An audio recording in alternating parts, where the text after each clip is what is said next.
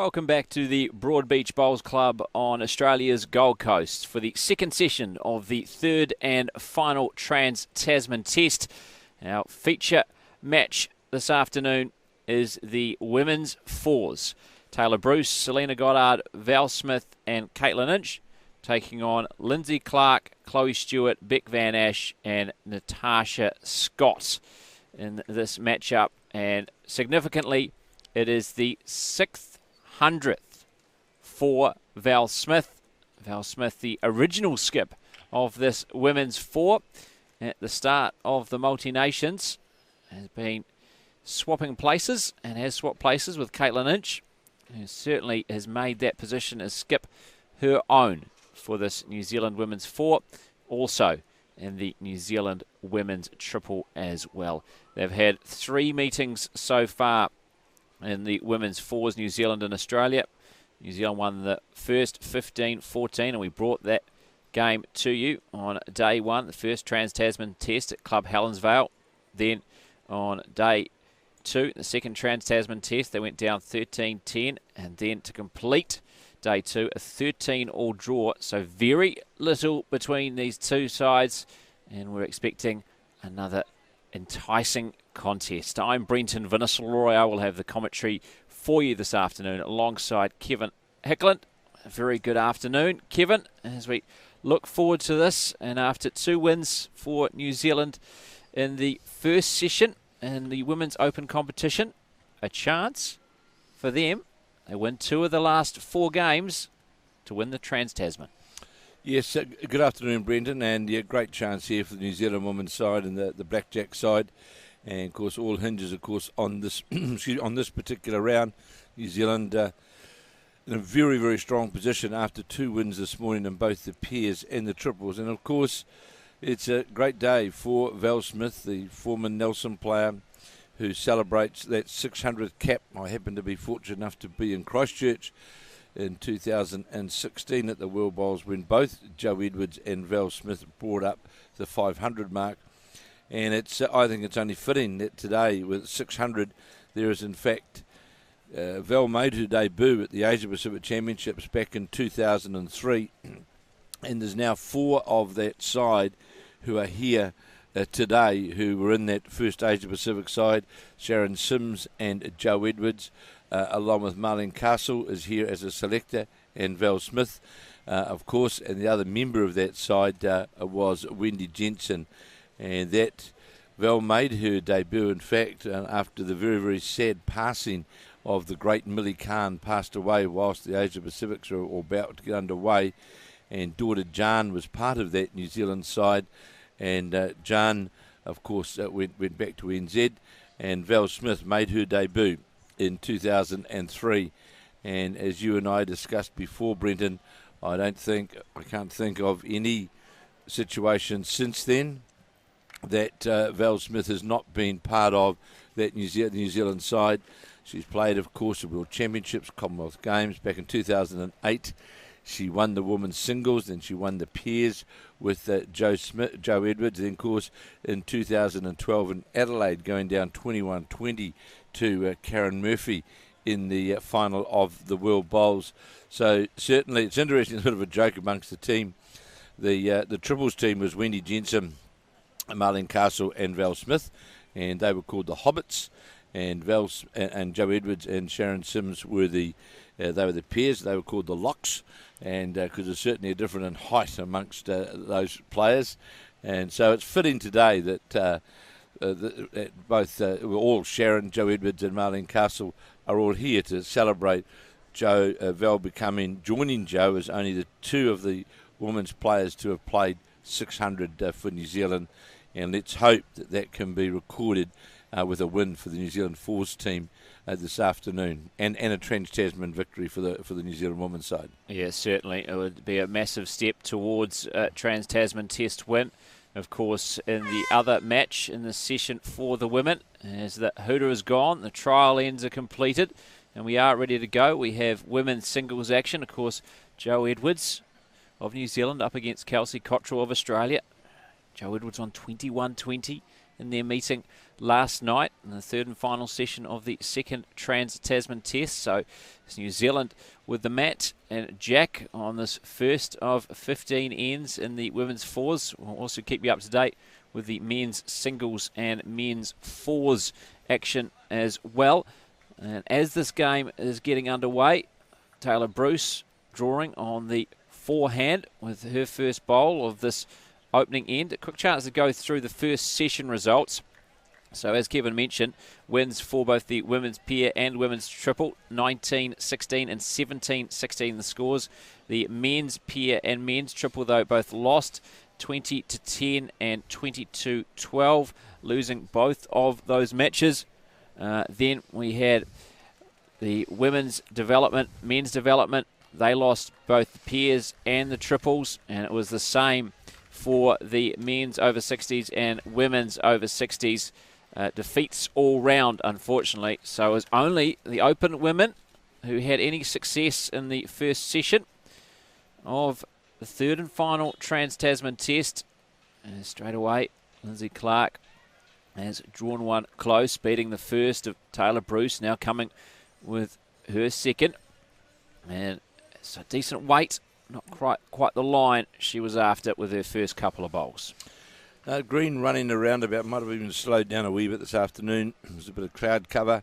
I think we've got about 15 seconds that the green will be running at here at Broad Beach. And of course, this club will be the headquarters for the main club used for the World Championships, which will be covering, of course, in 2020.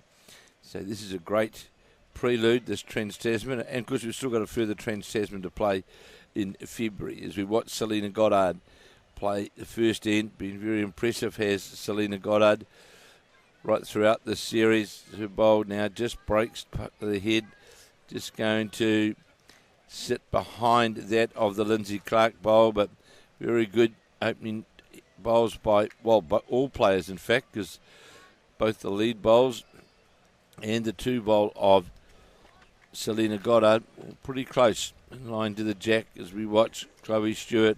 Her bowl now breaking in towards their head, and looking closely at this bowl is Natasha Scott as it breaks towards the head, not going to quite get to the line of the shot count.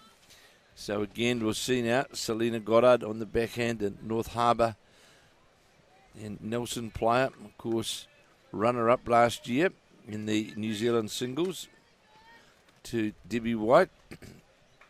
We watch her second bowl now break towards the head. Just question, Brendan, has it got the weight to get all the way?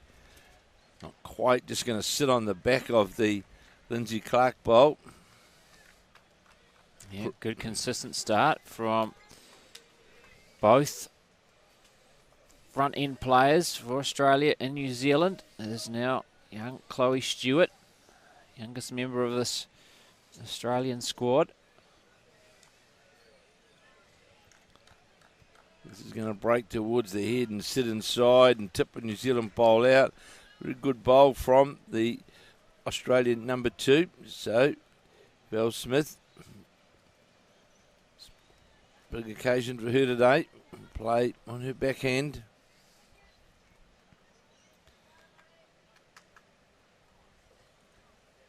On her way now. Smith, now based out of Sydney. Caitlin Inch coaching this bowler. Smith as it breaks towards the head. Is it going to sit on the and fall back? No, it sat on the New Zealand bowl. And the indication from Natasha Scott that it is Australia holding 2 shots on this first end, first of 15 ends. And Caitlin Inch has certainly, as Brenton said before, she's come of age with that change in the team positioning from earlier on in the multi-nations. The switch to Caitlin Inch to skip has certainly been a successful transition for sure. Well, can you consider she's only 24 years of age, just a few months older than Chloe Stewart, the youngest member of the Australian squad. It's been a big move, but one she has certainly seized upon, Caitlin Inch. So here's now Val Smith playing her second bowl on the first end, on the backhand. As it's breaking down towards the head, this looks to be on a good line for the jack. This bowler Smith, is it going to sit on it? And it does, sits on the front Australian bowl and just sort of creeps in around the corner for shot. Straight away though, Brendan, we're seeing that attack that we know Van Ash and Natasha Scott certainly they're not frightened to attack, and here's Rebecca Van Ash on the full-blooded drive. That's going to go on the outside, and it's certainly had some speed behind it as it went down past and missed the head entirely. Just sizing up the head here, Smith an inch, working out what the situation is, what's the best bowl for Caitlin Inch when she makes her way to the mat. I think she's got it in her head now, got the picture. Well, the best place for Caitlin Inch to actually endeavour to try and sit is to sit on the Val Smith bowl and behind the head. And of course, there's plenty of New Zealand and there's more New Zealand bowls in behind the head than there is Australian bowls. But I'm going to see Caitlin Inch on the backhand, holding one.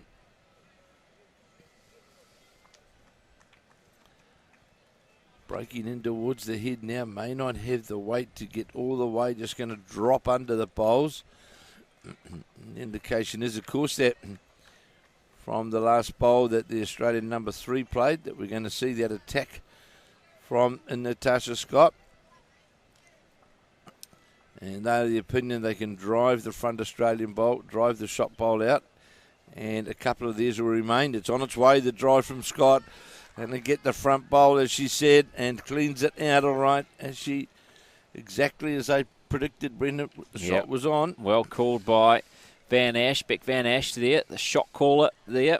Number 3 for this Australian women's 4, directing traffic and calling for Natasha Scott to play with that weight. She executed to absolute perfection, running into the short one, knocking away New Zealand shot bowls, but New Zealand may still have shot here, perhaps, as they look over the situation. Well, playing with weight would suggest they don't, if that's what Val Smith is suggesting. If New Zealand are down, one would think the most productive shot for New Zealand is to stay down on that backhand. If Caitlin Inch can get a touch on the jack, there's the Selena Goddard bowl and 2 Taylor Bruce bowls sitting just in behind the head. And I think playing a team like Australia, especially these early stages, you take these opportunities, but she's electing to go on the forehand drive to try and clean the front out and run the New Zealand bowl into the head for shot. It's on its way. It's on a good line to get the front bowl, Australian bowl. Gets one out. And one down, I think Val Smith was indicating. Looks like. Yep. Confirmed by Beck Van Ash, saying Australia are holding shot, with Natasha Scott to having the last say on this opening end. This women's 4s match, second session of the third and final Trans-Tasman Test from the Broadbeach Bowls Club on Australia's Gold Coast. So here's Natasha Scott on her backhand, drawing down. Going to come up short. So this is going to be the one for Australia, I believe. They might have a closer look at this before deciding. Yep, Beck Van Ash has decided that she's going to get the measure out. Australia certainly have the shot. Now Van Ash is just confirming it is just the one. She goes to that back bowl of Chloe Stewart first, then over the Taylor Bruce bowl. And it's just the one to Australia on the first of 15 ends in the women's 4s. Of course, we have women's singles, men's singles and men's 4s action all in the open competition as well. And so far, this is in fact the only board which New Zealand are down on. In the women's singles, New Zealand, Joe Edwards, 1 up over Kelsey Cottrell in the race to 21. In the singles for men, Jamie Hill is up over Aaron Wilson, 4-2. And in the men's 4s, New Zealand are up 4-0 after the opening end of 15 there as well. And Joe Edwards leading 2-0 in the race to 21 against Kelsey Cottrell. The jack's been delivered by Lindsay Clark in this crucial fours match. Telling Taylor Bruce is about a metre below the jack is the Lindsay Clark bowl for Taylor to draw in, and she'll play on her backhand. And encouraging to try and get the bowl to come all the way back in towards the centre line, and it will do that and come in behind the head from Taylor Bruce, and that will be shot. Lindsay Clark, of course, brought up 350 games for Australia during the Māori Nations. Very seasoned campaigner.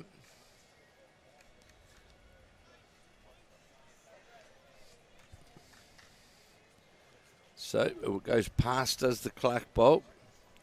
Sun coming out now again, Brenton, and behind the, well, sort of overcast sky, we would call it. Yeah, smoke haze, what they call it over here. Obviously don't get that back home, but obviously with what unfortunately has been happening over here in Australia, and the smoke haze.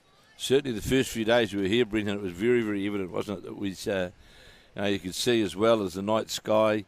The sky was lit up from the glare, the redness of the fires, and the smoke was certainly coming down the highway from Brisbane down here to the Gold Coast was very, very hazy, but has cleared itself. But of course, as we know, bushfire season, unfortunately, in Australia, and always prone to these disastrous sort of events which happen so regularly around Australia. Oh, the really worrying thing, Kevin, is really bushfire season hasn't even really started yet. No, it hasn't. I see today Tasmania is getting ready for the bushfire season down there, and that coupled with the Selena Goddard now just going to drift past, shot to New Zealand, and that coupled with the drought, which I happened to see on the early morning news this morning, and by goodness, it's pretty horrific for those farmers in central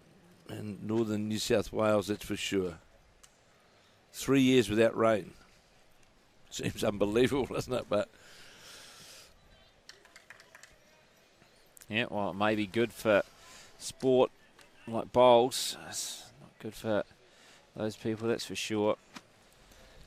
So New Zealand holding, as you see, Selena Goddard playing her second bowl on the second end, on the backhand, breaking down towards the head now.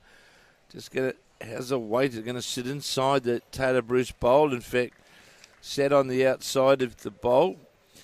So New Zealand got 3 bowls in behind the head. And I see the game next door, New Zealand leading 4-0, the men's singles. Yeah, men's fours, in fact. They're up 4-0. 4-3 it is in the men's singles. As we see the shot drawn by Rebecca Van Ash. So Val Smith now on the mat. She'll follow down. Val will certainly follow down on that backhand line. It's on its way, the Val Smith bowl. It's certainly inside the line of the Selena Goddard bowl was. Is it running down towards the jack? Is it going to sit? No, just going to run by, only by just half a metre, but certainly on a good line to get to the jack.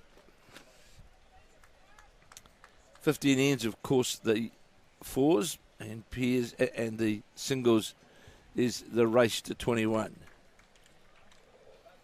Yeah, Aussie's interested in this one from Van Ash, trying to coax it on the draw. Turns in.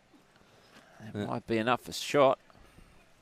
Caitlin's indicating that it is Australia holding, and we trust that you're enjoying this broadcast that we're bringing here to you from the Trans Tasman, day 3 from the Broad Beach Bowls Club here on the Gold Coast. Great to have your company throughout the afternoon, or even and through the early evening in New Zealand, And this is a great bowl here. Is it from Val Smith? They're going to run all the way to the shot. Yes, it will. Yeah, that will be the shot now. I think Australia actually may have been holding a couple. When you look at the screen there from before that bowl of Val Smith. So much needed from the 600 game player, Val Smith. It's a lot of bowls. It is quite incredible. And to bring up 600 in a relatively short period of time. You say she made her debut back in 2003.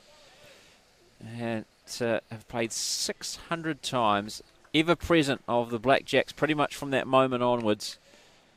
Alongside Jo Edwards, who made her debut just a couple of years before Val Smith. And they've been incredible servants to this Blackjacks team.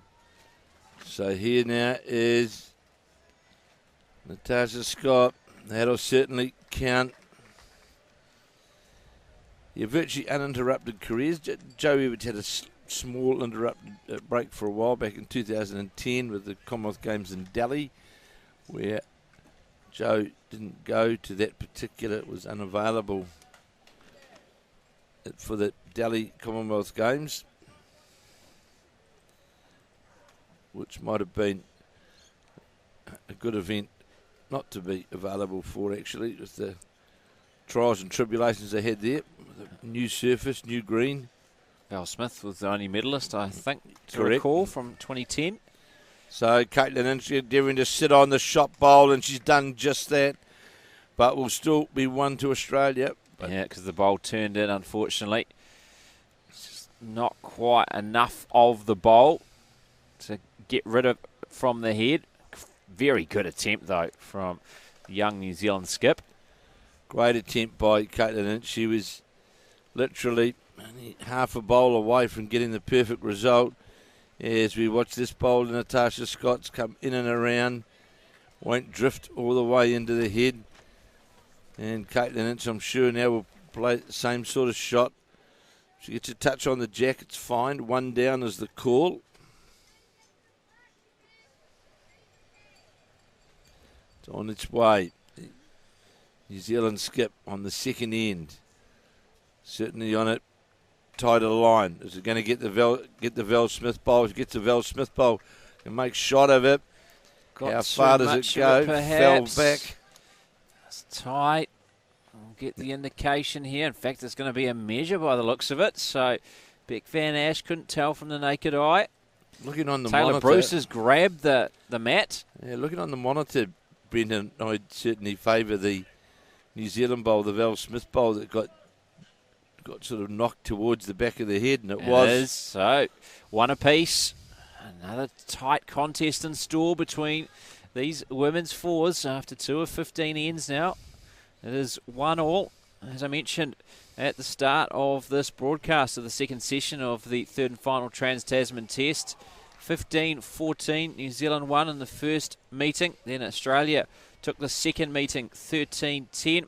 And then last night, a 13-all draw in the third and final session of the second Trans-Tasman Test. So not much between these two sides. Very evenly matched. And expecting another thrilling contest in store here.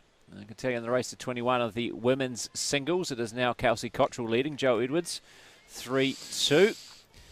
4 apiece now in the men's singles match between Jamie Hill and Aaron Wilson. And in the men's fours, after 2 of the 15 ends, it is New Zealand leading Australia 4-2. So, good opening bowl by Taylor Bruce, the New Zealand lead. Sits just in behind the jack. It's a good start by her.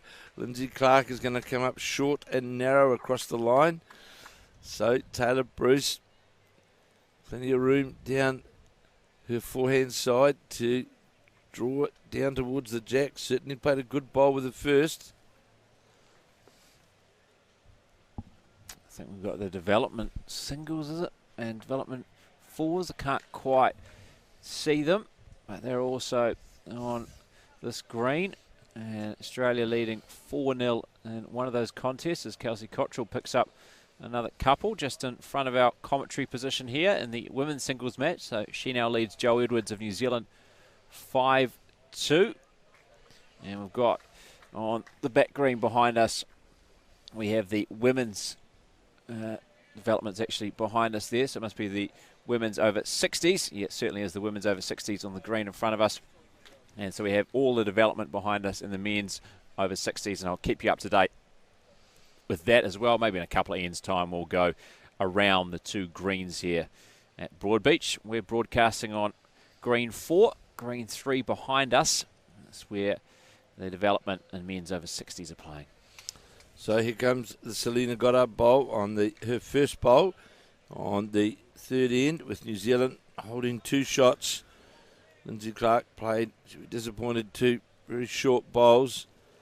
As we watch now,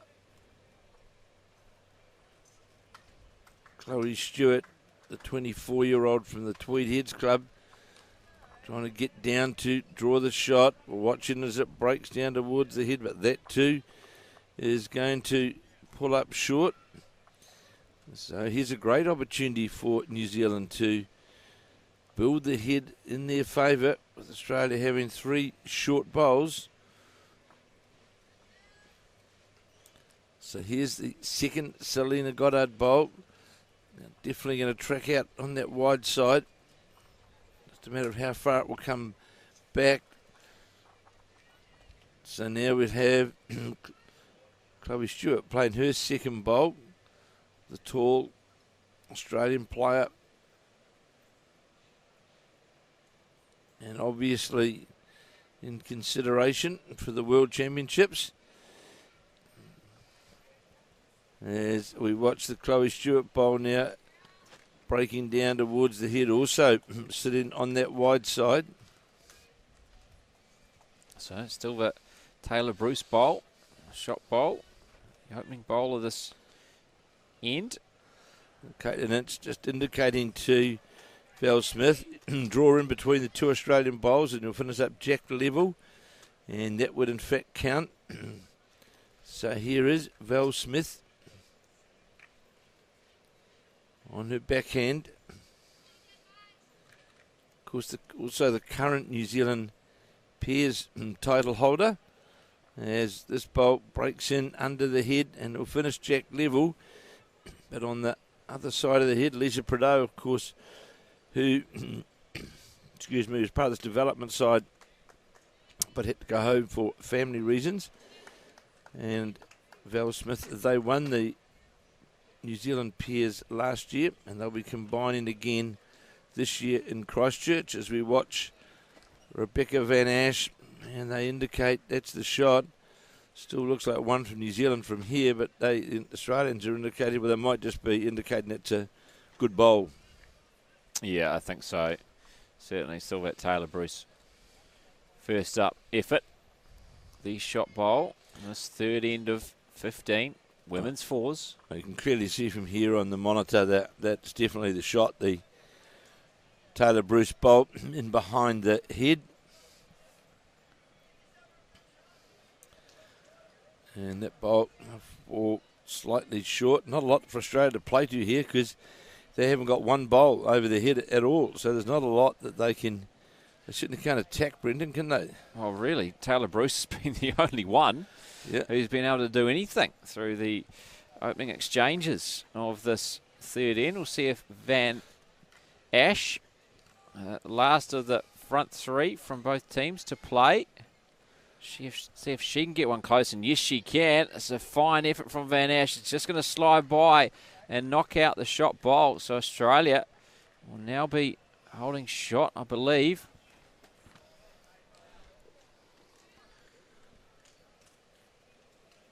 Also great to see here today, David Goulet, 3 times world champion, the Scottish international, and part of the Scottish coaching and high performance program.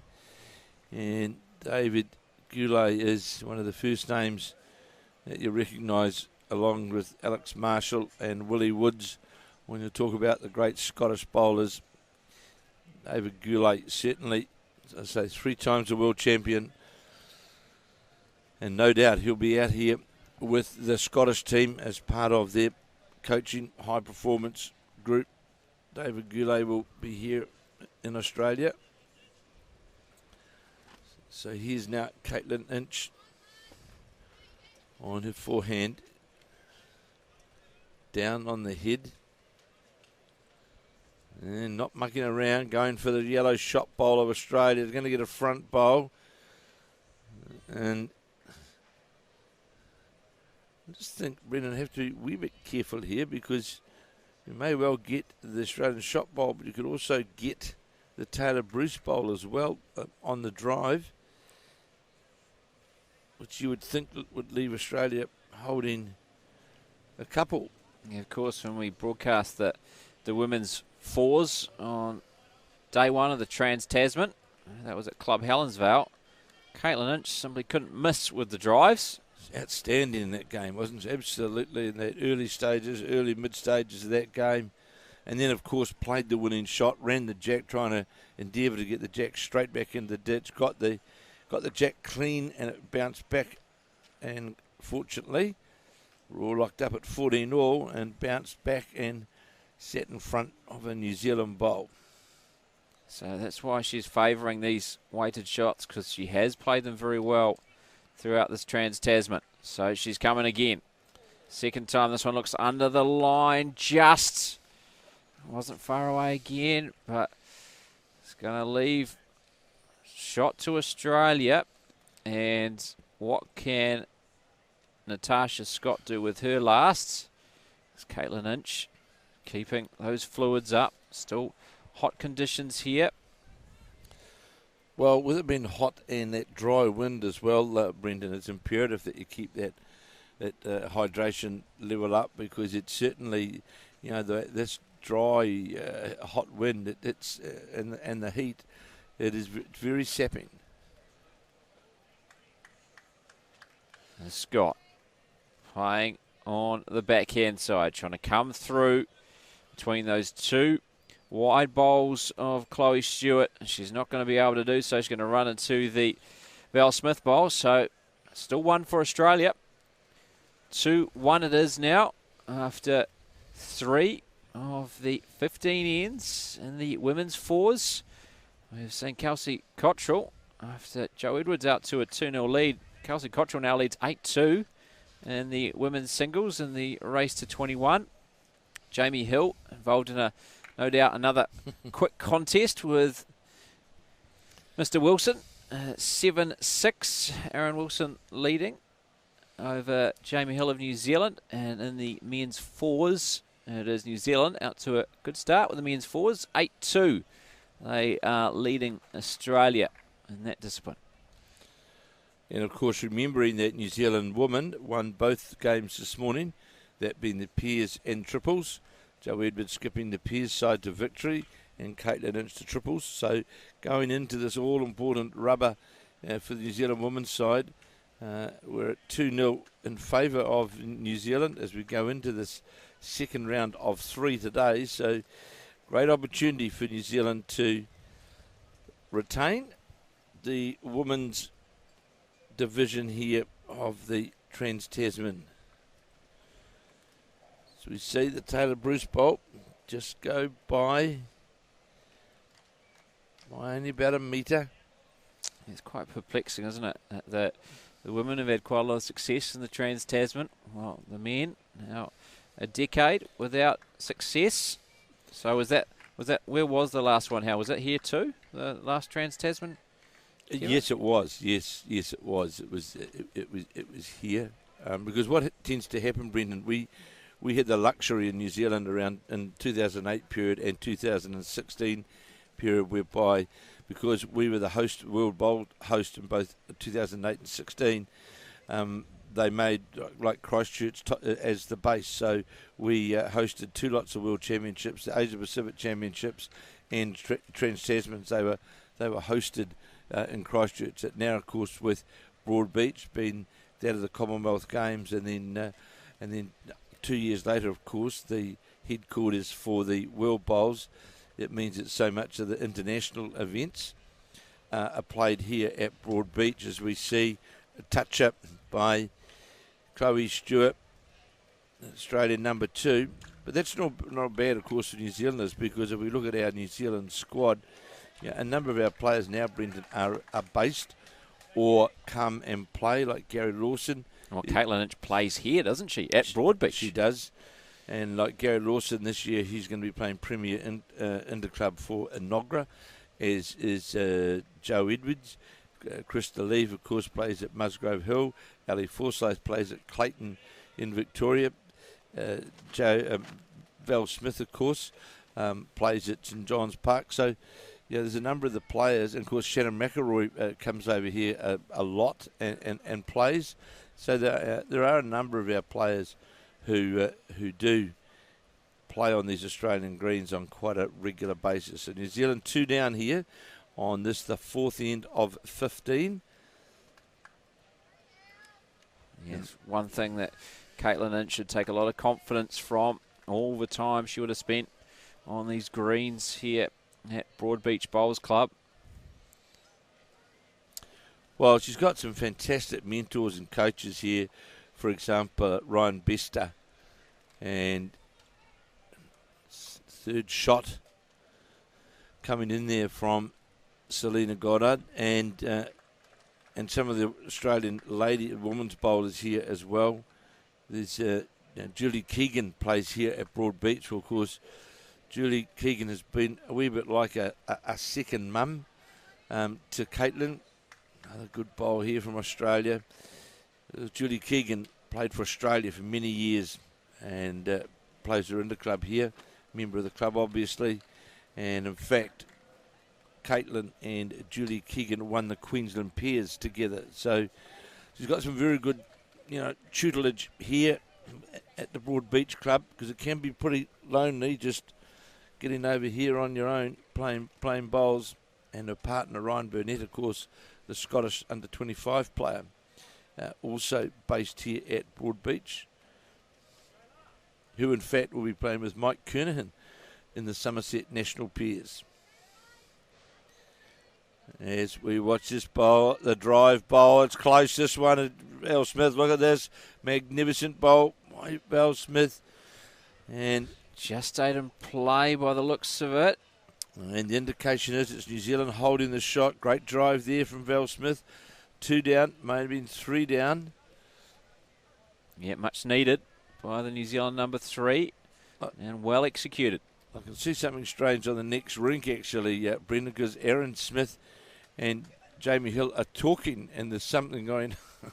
Aaron Wilson, of course, not the All Blacks halfback. No, sorry. Yeah. He probably is handy at bowls, though. He'd have a good delivery, anyway. He certainly would. Well, here now is the number 3, Rebecca Van Ash, trying to get down and, more importantly, come back inside the outside boundary line to draw a shot. And it's on the outside of the line. We did have one of the greats, All Black greats here the other day. In fact, watching the Multi-Nations, Andrew Mertens was here. Yeah, I don't know if he was watching the Multi-Nations, but he was here. Yeah, former Warriors hard man Kevin Campion was here as well. But I know certainly Gary Lawson was thrilled to have another Canterbury legend, and Andrew Mertens here. Now I think a publican. He's played a bit of business house bowls actually in Christchurch. Great bowl here from Val Smith right alongside the jack on that, having to come back off that outside line. As you can see, the line along the side there, it's not very much room to draw. And Val Smith played 2 magnificent bowls on this, the 4th end. And we'll have Natasha Scott have to draw down on her forehand. 2 down is the Australian skip. A tricky place to get to on this rink. Lindsay Clark and Beck Van Ash leaning over, trying to coax this home. It was a fair effort. It's just going to slide past. Might be good enough for second shot. Only went past by around a metre. And I see that Kelsey Cottrell scores at 13-2 now, Brendan, to Kelsey Cottrell. It is indeed 13 straight shots. So I'll bring you up to date with all the scores after this end of the women's fours. Our feature match of the second session of the third and final Trans-Tasman Test. So Caitlin Inch playing her first bowl on this, the fourth end, with New Zealand holding the shot, and this is a good bowl from Inch. This is a magnificent bowl from the Caitlin Inch. The skip just drops in behind the jack. You can see the marker line, you can see the orangey peg there, and that's the outside rink. Can't be outside that. So Natasha Scott is going to have a look whether she thinks she's going to drive that. If she drives it, of course, it would kill. And we know that Natasha Scott is a pretty formidable driver, but 3 down, or maybe 2 down, because as Brendan rightly said, that first bowl may well have become now what would be third shot. And I wouldn't imagine, Brendan, that it would be very difficult, you would think, with the front bowl to be able to see the jack. Looking now, yeah, I think you could see it down through there. It might be an easier shot for her than trying to draw it. You can see where the bowl's got to come alive. There's not a lot of room between the jack and the outside marker line. So here is the skip, Natasha Scott. And she is on the draw. Definitely 2 down. Breaking its way back now. How far back is it going to come? It's going to sail past. I think maybe even just going to stay on the green. So at least, I think it is 2 to New Zealand, and at least 2, and 1 bowl to come from the New Zealand skip, Caitlin Inch. This is a great head from the New Zealand side, because they were down on the head with 2 very well drawn bowls by the Australian side, and Al Smith played a magnificent run shot and dislodged those, moved the jack out to the side, then drew a shot herself close by, which you can see there on the screen, and then Caitlin Inch with her first bowl drew as well, just in behind. Have a look at this, would you? What a fantastic bowl from the New Zealand skip. 3 it is for New Zealand, so 4-2. New Zealand now leads after 4 of 15 ends in the women's fours. As Kevin mentioned, Kelsey Cottrell in the women's singles now leading New Zealand's Jo Edwards 13-2. The women's singles race to 21. In the men's singles, Jamie Hill now leading Aaron Wilson 8-7, and that race to 21. In the men's fours, it is the Ali Forsyth skip 4 leading Australia 8-3 after 4 of the 15 ends in that contest. And then we've got 2 over 60s matches in the singles. It is Australia leading in the women's over 60s 8-4, and in the women's over 64s, it is Australia leading 6-3. And then behind us, we have the over 60s men's singles, and it's Australia leading 6-5, and in the over 60s men's fours, can't see that scoreboard at the moment, and with a few players in and around the end of the rink, might choose a different time to check the score with that one, but certainly you're all up to date on this rink. In fact, Kelsey Cottrell has just picked up another shot for Australia, so 14-2. She now leads Jo Edwards. And in the race to 21 is Gail Melrose, the rink coach for Jo Edwards, having a bit of a chat with her charge as they try and work out a way back into this match. So 4-2, the New Zealand full side lead. 2 good bowls here from Taylor Bruce, very adjacent to the jack, giving a good start to the New Zealand side as we play the 5th end. That's the 5th of 15. And now we'll see Lindsay Clark, the Australian lead, playing down to get to the New Zealand bowls, and Natasha Scott's pretty keen on this bowl as it breaks down towards the head and just going to run by. Beat New Zealand holding a couple. Very good. Good to see this consistent leading from Taylor Bruce, who yesterday had some struggles in the wind up at Musgrove Hill, but a win this morning in the pairs, and now going well here in this fours encounter as we watch the Selena Goddard bowl just pull up by about a metre So we'll see a change of hand here with the Australian number 2, Chloe Stewart. She'll play down to the New Zealand bowl, well, the Australian bowl she's trying to get to. Looks as though it's going to run by on the heavy side, and it is. In fact, it's going to go past by a good distance. So Selena Goddard played down on her backhand. New Zealand holding 2 shots.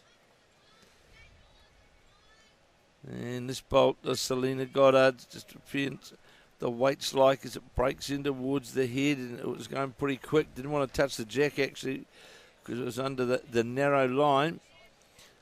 So here we'll have Chloe Stewart. She'll be trying to make amends on the draw with her second bowl. And again, looks as though it's going to just run by with weight, and it is.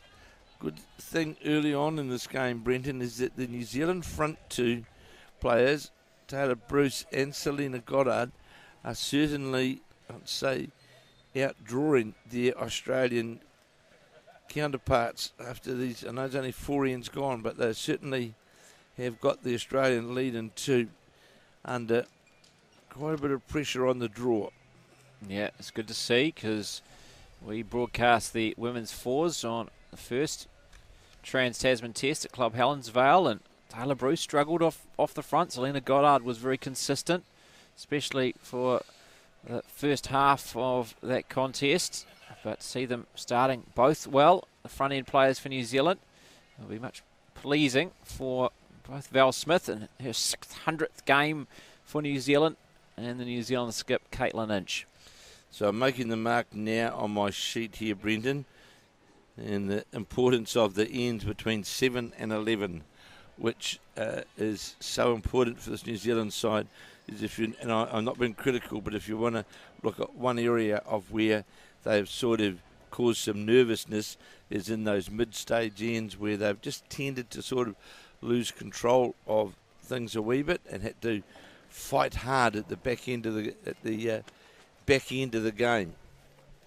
Yeah, and to their credit, after giving up a big lead in that game that we covered on Monday in the women's 4s, they came back well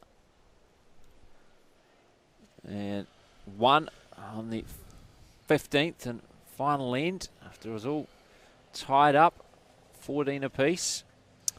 So Australia now really playing down under the line to get to this. This is hard play to get because the way how the Taylor Bruce bowls are situated on that draw line. It's forcing Australia to try and play under the line to get down to the shot bowl, and that's always exceptionally challenging to do that, because if you put too much weight in, your bowl's just going to skip across and cut very narrow under the head, or else you just tend to drop on the short line. So New Zealand have created a difficult challenge here on the head for the Australians, and no doubt we won't see Caitlin Inch trying to give them any shoulders on that backhand side, if that's the hand that Australia are going to try and score, as they're down on the head at present. As we watch this bowl of Caitlin Inch's now break down towards the head, looks to be on a reasonably, knocks one of the Taylor Bruce bowls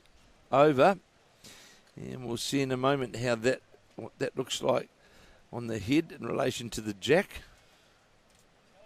Yeah, it certainly will. Hard to tell from this end what the head looks like. Here we go. So still favour that Taylor Bruce bowl, wouldn't you, Kevin? Oh, this is a good head for New Zealand. This is very difficult for Australia to get into. Certainly is. There's not many gaps to come through there. They're very tight, all of the gaps. Very, very messy. As we watch now Natasha Scott trying to get down inside this port. She's playing with weight, and she in fact, that's a magnificent lawn bowl from the Australian skip. New Zealand still got one, but she played with weight down that line, sat the New Zealand bowl, and for herself, managed to get second shot. That was... Well, we said how difficult the head was for Australia. And there's Skip stepping up. Here, New Zealand looked like they were holding 3. Now just holding 1.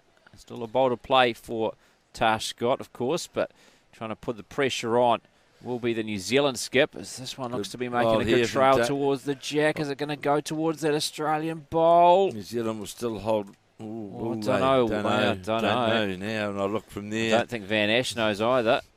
Got a touch on the jack. I don't know whether getting the other team members to have a look. Just a little tuck from Rebecca Van Ash. She reckons that Australia have got the shot. Just a little indication from Van Ash saying, I think we've got it. So they've got the youngest eyes on the job. 23-year-old. She doesn't know. Hello. We can't. So they say, come out and sort it out yourself. We can't work it out, so you can come and have a look and work it out if you think you've got the shot or not. Natasha Scott. Yes, Caitlin, we were unlucky there. Just got past and got to the jack, just moved the jack a few centimetres. And no one seems sure of who's got the shot. Interesting that the New Zealanders aren't even looking at it. Just leaving it all for the Australians to try and work out for themselves. Of course, Caitlin Inch has played both of her bowls on this 5th end. This is the last bowl remaining now. Tash Scott of Australia. Well, if nothing changes, we're definitely going to 3 to Australia. I just see here in this women's singles, I saw the lollipop lady put that up. Yeah, it has not the end of the end though. Oh, just no, holding at the moment. I just saw the lollipop go up. So here now is Natasha Scott, and we'll get an idea how she plays this bowl with what weight she uses, whether she thinks Natasha Scott thinks that Australia have got shot or not. As this bowl is breaking down to the head, always look to be on the wide side, and no doubt the measure will come out, just the conventional measure, not the multi-measure box that we saw this morning. Oh, that would fill the whole gap. Yeah. You wouldn't actually be able to bring out the measure. The measuring tape wouldn't come out. It was huge. And, of course, there's no laser measure here at Broadbeach. It's somewhere else. And we'll see now when Rebecca Van Ash swoops it. I think it's Caitlin Inch has got the shot. Well, Val Smith was about to signal that. Umpire. They're going to call for an umpire. I think, are they? Well, so they are. I think they're both saying one, aren't they? No, they're both calling for an umpire, weren't they? Well, that's the easiest way. Now, we'll see what device comes out here now, Brenton, for this sort of smaller measure. Well, if it's the same... No, it's a different gentleman this time doing the honours. I can tell you as well that after the previous end where Kelsey Cottrell was holding 3, Joe Edwards then drew shot, and then Kelsey Cottrell got it back. So 15-3 it is now in the race to 21. Kelsey Cottrell over Joe Edwards in the women's singles. Of course, the women's Trans-Tasman very much alive. It's a test apiece after the first 2. In the men's singles, Aaron Wilson leading Jamie Hill 11-8. And in the men's fours, New Zealand leading 8-5 after 5 of the 15 ends. And we have also women's over 60s actions on this green number 4 here at Broadbeach. Australia 14-4 in the women's singles over 60s, and in the women's over 60s fours at 6 apiece after 5 of 15 ends. As we see calipers come out. Yeah, you can't have the big measuring box come out for this. No, you've got to have the calipers. Well, Alex, of course, being an avid indoor bowler, he's very used to the calipers for measuring. That's a standard device. I reckon New Zealand got the shot. But it might just be a wee bit pronounced because of the white ring in the middle of the New Zealand bowl. Just got the Broadbeach Bulls shorts on. Has the... Oh, not now, I don't think. Just adjusting it a bit further. Such precise work, this work with the calipers. And obviously, one would think now New Zealand have got the shot because he's had to move the caliper out. With twice he's moved it out off the so that would think from where he had the calipers set. Oh, I don't know. There we go. We got it. Shot to New Zealand. It took a while, but we got there. So 5-2. There's Caitlin Inch with that touch-up. Did just enough to earn the shot for New Zealand. 5-2. After 5 now of the 15 ends in the women's fours. This in the second session of this third and final Trans-Tasman test. I can let you know as well in the men's development fours, New Zealand leading 9-3. In the men's development singles, Australia leading 13-7. In the women's development fours, New Zealand's leading 7-3. And in the women's development singles, Australia leading 10-8. And in that fours action, it's after 6 ends in the women and after 7 ends in the men. So you're all up to date with all the scores, the 12 matches in this second session of the third and final Trans-Tasman test here at Broadbeach. So we just saw the Taylor Bruce bowl, her first bowl, just go by and brush the jack on the way through and go past by about a metre. As we see now, this first bowler, Lindsay Clark, she's really struggling with her weight, Lindsay Clark, actually, at this early stages of the game. As we play Ian 6. Interesting, I see Rebecca Van Ash has come up and joined Natasha Scott down here in the skipping end. As we watch this bolt of Taylor Bruce's, will come down past the head and go through by a metre, but come right back onto the centre line. So Lindsay Clark will be endeavouring to adjust, taking her line off the two purple bowls of Taylor Bruce to draw inside those. On its way, breaking down towards the head now. How far is it going to run? This looks pretty good. This bowl of the Australian lead. And draws shot just in behind the jack. Gets applause from the Australian coach, Steve Glasson, who's just wandering as he does. He wanders all around the place, does the Australian coach, Steve Glasson. Yeah, feather of a touch as well. So the spray came out from Natasha Scott. Great adjustment from Lindsay Clark, Australia's lead. Now this one looks narrow. It's going to come under the line. It wasn't a bad effort though from Selena Goddard. It's just going to rest alongside the initial touch bowl from Taylor Bruce. So here we have now Chloe Stewart with Australia holding one. And the bowl now breaking down towards the head. And they like this bowl as it breaks in towards the jack area. It's a good bowl.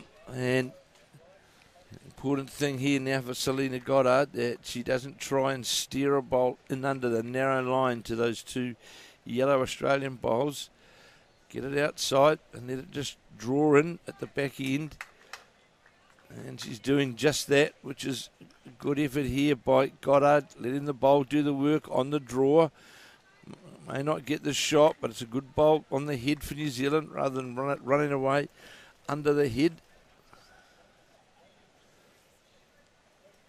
And as we've spoken about so often, Brenton, it's about having those effective bowls in and around the head, isn't it? And we saw this morning with the New Zealand triples side in that mid-stage where, let's just say, nicely, they were spraying them while Australian were drawing them. Yeah, it certainly was the case.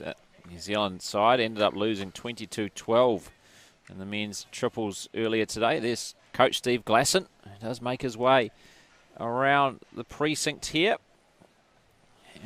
making sure he catches up with all the matches of all the Australian Jackaroos. A legend on the green in his own rights, of course. I see him out every morning when I go for a run. He's going for a morning walk. Yeah. So Steve Glasson, of course, played in the memorable match in Manchester in 2002 against Mike Kernahan in the singles where Mike Kernahan won a bronze medal. And believe it or not, Brendan, that was the last medal in the men's bowls that we have won at a Commonwealth Games. Bronze medal in 2002 when Mike Kernahan defeated Steve Glasson in that very controversial finish to the match. If you want to know any more, ask Mike Kernahan. Yeah, heard it all from Kearney during the Asia Pacific Championships. Yeah. So, 2002, our last medal for the men. Yeah, it's quite incredible, isn't it, really, given Certainly all the is. success they've had at World Bowls since then. The men, that is. Yeah, it's certainly been the last Commonwealth Games. Obviously, there was the silver medal for the para bowlers, but other than that, it was just Joe Edwards' gold, which obviously is a gold medal, but That was it. really, the rest of the Blackjacks underperformed. Well, the target for the Commonwealth Games was 5 medals. That was, and of course, that was also in line with Sport New Zealand. What's this bowler? Val Smith is a great bowl from Smith. Couple down on the head and draws a front toucher. You can't get them much better than that. Magnificent bowl by the 600 game player for New Zealand. Well, I think just not only this move has benefited Caitlin Lynch, I think it's benefited Val Smith, isn't it? Moving into a 3-role role she's more comfortable with. She's thrived as well and been very consistent in that role. Good bowl here coming from the Australian, just rocks the shot bowl. I know that Val and perhaps the team might have felt a wee bit put out initially when the change was made, but changes get made and selectors always at the utmost endeavour to make the changes for the right reasons to produce the right results. And, team compatibility is so important as well. And looking at this team now, I think the selectors pat on the back because there's no doubt Val Smith's playing with a lot more confidence and I think enjoyment. It seems to be a very compatible team. And there's no doubt that Caitlin Lynch is doing a very good job as skip of both the triples and the forwards. So the right move at the right time.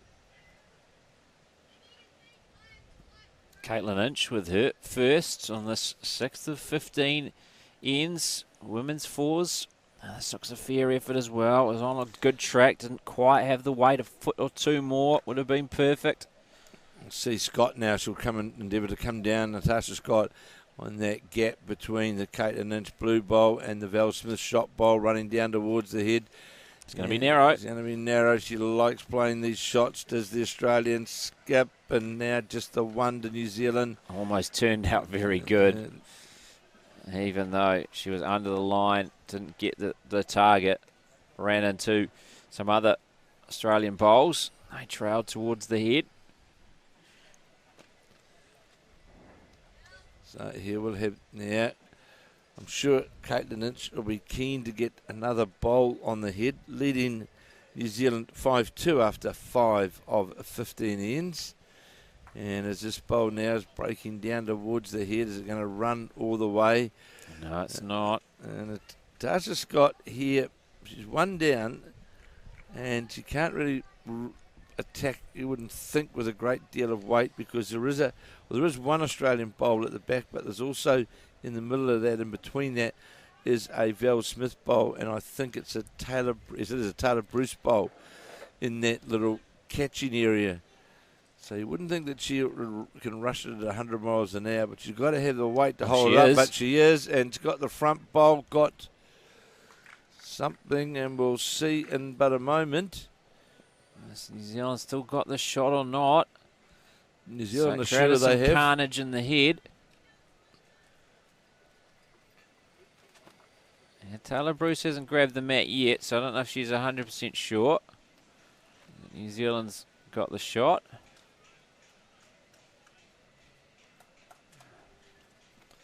So just go on the measure to the Australian bowl. Now bring the measure around to the Val Smith bowl. And we might have the umpire out here again. Do you know that, Brendan? It's the third time she's gone to her bowl. And it won to New Zealand. Thank you, Beck Van Ash. I don't know if I could be put through the umpire coming out again for another 10 minutes. It certainly slows up the match. 6-2 then to New Zealand now after 6 of the 15 ends here in the women's fours. Second session of the third and final Trans-Tasman Test. Of course, if you have just joined us, the women winning both of their matches this morning, and both the pairs and the triples, 19-16 and 17-16 respectively. So what that does mean is if they can go on to win this, they would only have to win one of the other 3 contests. It's not looking good in the singles though. I can tell you, Kelsey Cottrell now 18-3 up in the race to 21. And the men's fours, New Zealand leading 10-7. And we also have men's singles action in progress as well. And I think Jamie Hill's on double digits, but I can't quite see Aaron Wilson's score. And we also have a couple of over 60s matches as well, which will keep you up to date as this session progresses. So, Brendan, if New Zealand lose the singles game out here, Joe Edwards loses her match out here and loses by a significant margin, let's say, and New Zealand fours win, where does that leave us then going into the last round? Well, it would mean that New Zealand would have to win one of the last 2 disciplines. So they'd have to win either the pairs or the triples, and that would be enough because that would be a 4-2 win for New Zealand. What they would not want, if this does happen, and Sharon Sims there, the rink coach of the New Zealand women's four, and as Kevin mentioned earlier, one of those players who was there for Val Smith's debut way back in 2003. Of course, this is her 600th game for New Zealand. Sharon Sims was there. So was Joe Edwards, who's playing on the rink alongside in the singles. And Marlene Castle, selector, is also here. It's pretty special, actually, to have all those 4 players all together for this quite memorable occasion. And, of course, Val Smith will want to make it a celebration by going on and winning this match and putting New Zealand in pole position to win the women's Trans-Tasman. Well, the 4 of those players, Brenton, would have played around about 900 games for New Zealand. Oh, I think a lot more than that. Those 4 players. Oh, no, sorry, of course it would have. You got Joe Edwards. 1,200, 1,500, around 1,800 games for New Zealand. Yeah, I think it'd be 1,900 plus. Yeah, it's getting close to 2,000 games with 4 players. It's amazing, especially when you've got Joe Edwards is now in the probably about 630, and you've got Val Smith playing his 600th, and Sharon Sims played. And Marlene Castle, pretty similar amount, wasn't it? About 330-ish, 340? Around about that mark. Yeah, it was around about that. Marlene is in fact, she's capped number 22. So that's pretty remarkable achievement amongst 4 players, isn't it? Oh, it's incredible, isn't it? And Alex has been back to see what's been happening on green number 3. And I can tell you in women's development, New Zealand is down 12-9 in the race to 21. And women's development fours, New Zealand is up 8-5 after 8. Men's development singles, New Zealand down 14-11. Men's development fours, New Zealand up 12-3 after 8. With Sheldon Bagri-Howley moving into skip. So that's an interesting development there. So Dean Elgar moving positions, swapping with Sheldon Bagri-Howley. Over 60s men's singles, it's 9 apiece. Over 60s men's fours, 6-3 down after 7.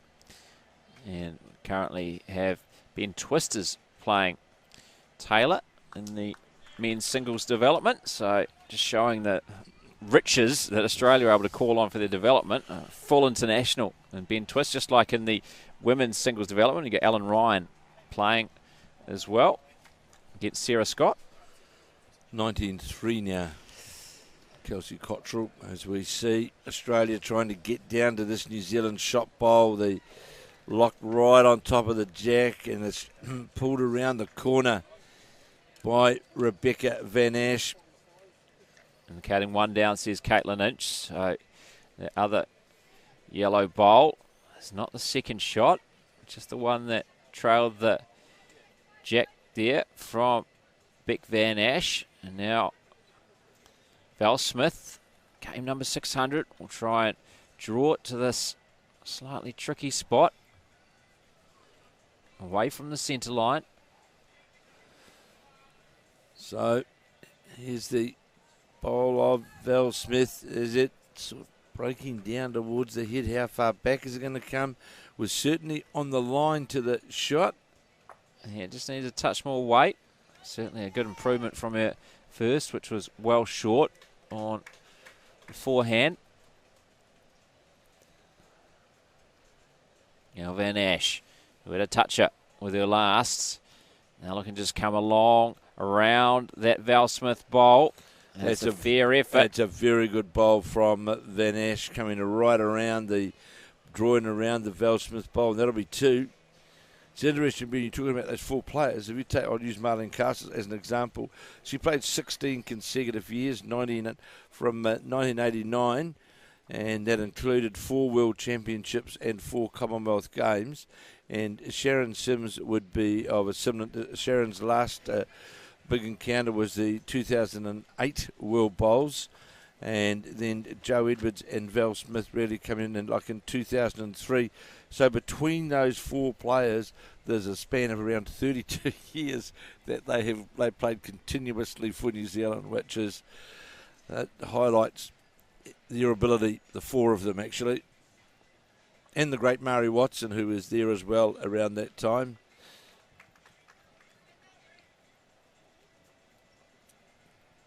So 2 shots to Australia here as the Caitlin Inch bowl just dropped a wee bit wide.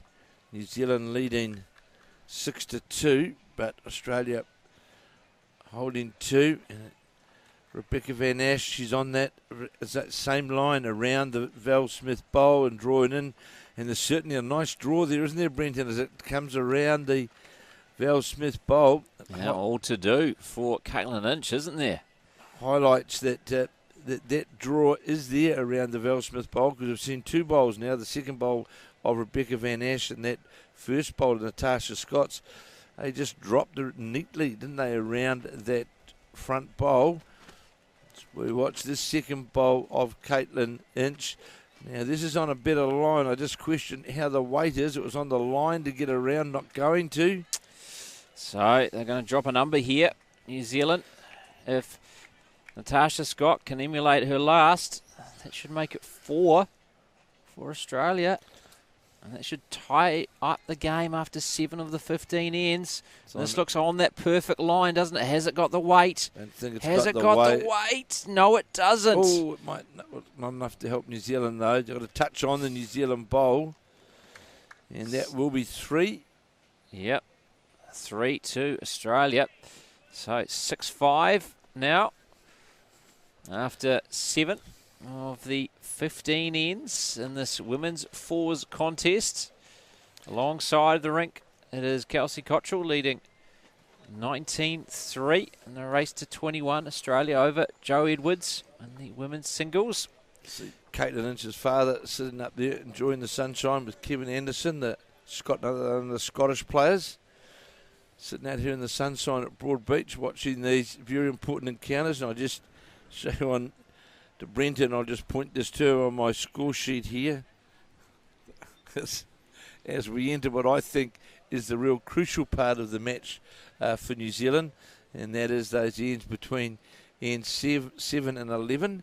And the Australians have just had a meeting mid-green. Yeah, to work out where they put the mat, because, of course, hadn't scored for a while. New Zealand had done pretty decent in controlling things, but now just with picking up a 3, they want to change things up. Australia, perhaps. I can tell you in the men's singles, it is Aaron Wilson of Australia leading Jamie Hill of New Zealand 14-11. New Zealand still leading in the men's 4s, though, 10-8 after 8 of the 15 ends. Also already completed in the women's over 60 singles. Australia taking that one out 21-6, so that was completed in just an hour. And in the women's over 60s 4s, New Zealand are leading 11-6 after 7 of the 15 ends in that contest. As Australia bringing up the mat a bit, and a relatively short end, not a really short end, middle length played, and this is a good response from Taylor Bruce with her first. Good opening bowl by the Taylor Bruce New Zealand lead, finishes sits jack level, and as Brenton said, that jack length has been altered slightly. And a good opening bowl, New Zealand dropping that 3 on the 7th end at the halfway point virtually of this 15 end encounter. I can tell you now that Kelsey Cottrell is now leading Joe Edwards by 20-3 in the race to 21. Yeah, so not looking good here, and just making this women's fours match even more important for New Zealand, because if the women's four lose, if Joe Edwards loses, then we're all square, and if it stays like the scoreline is there in the women's singles, then Australia would certainly have the advantage on differential, which is what haunted New Zealand yesterday.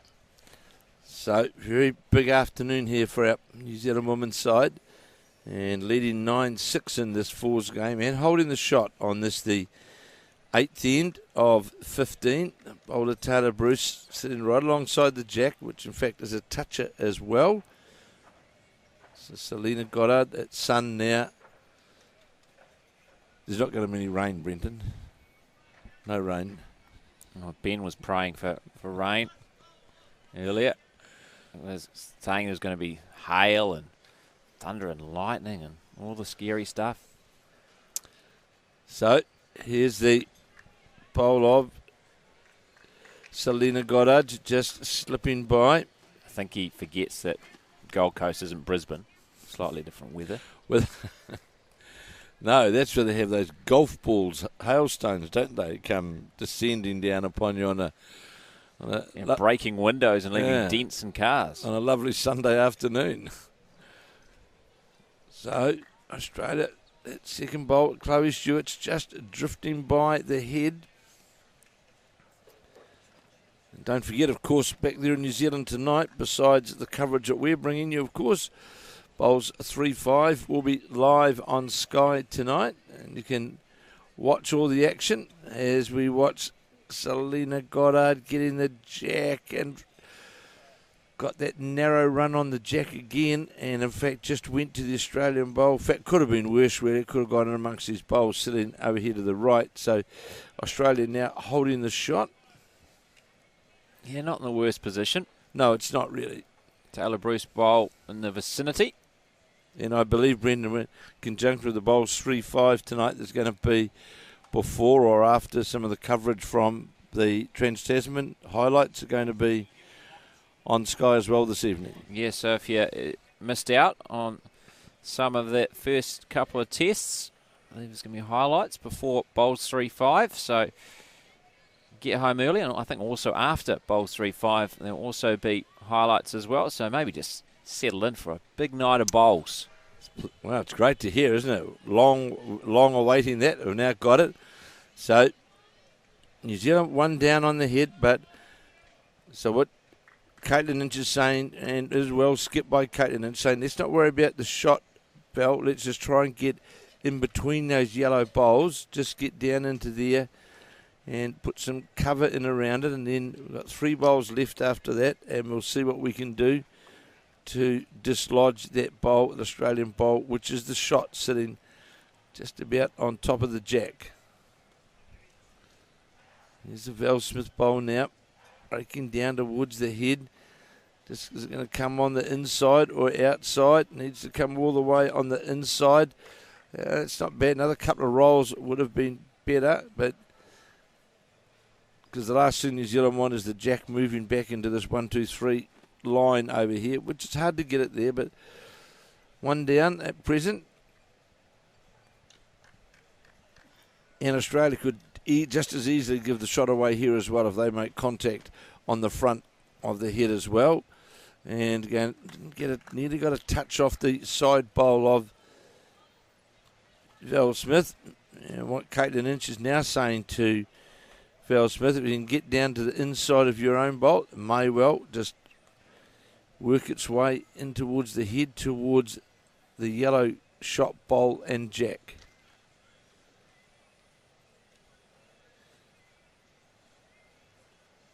So here is now.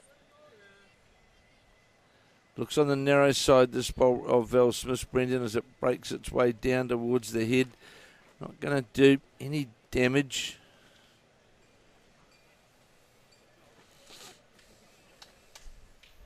Caitlin Lynch is going to take a little extra look at the head here. She'll obviously play second after Natasha Scott, who is doing likewise. So when Val Smith made her debut, I think Caitlin Lynch would have been 7 or 8. Yeah. If that. So made her debut 16 years ago. Yeah, and she's 24, so yeah, 7 or 8.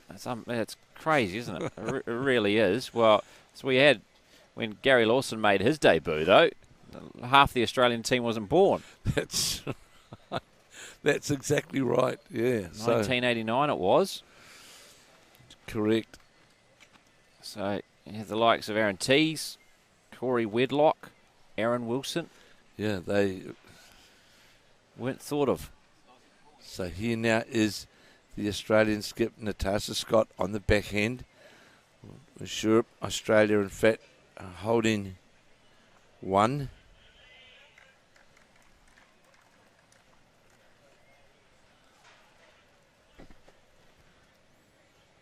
And just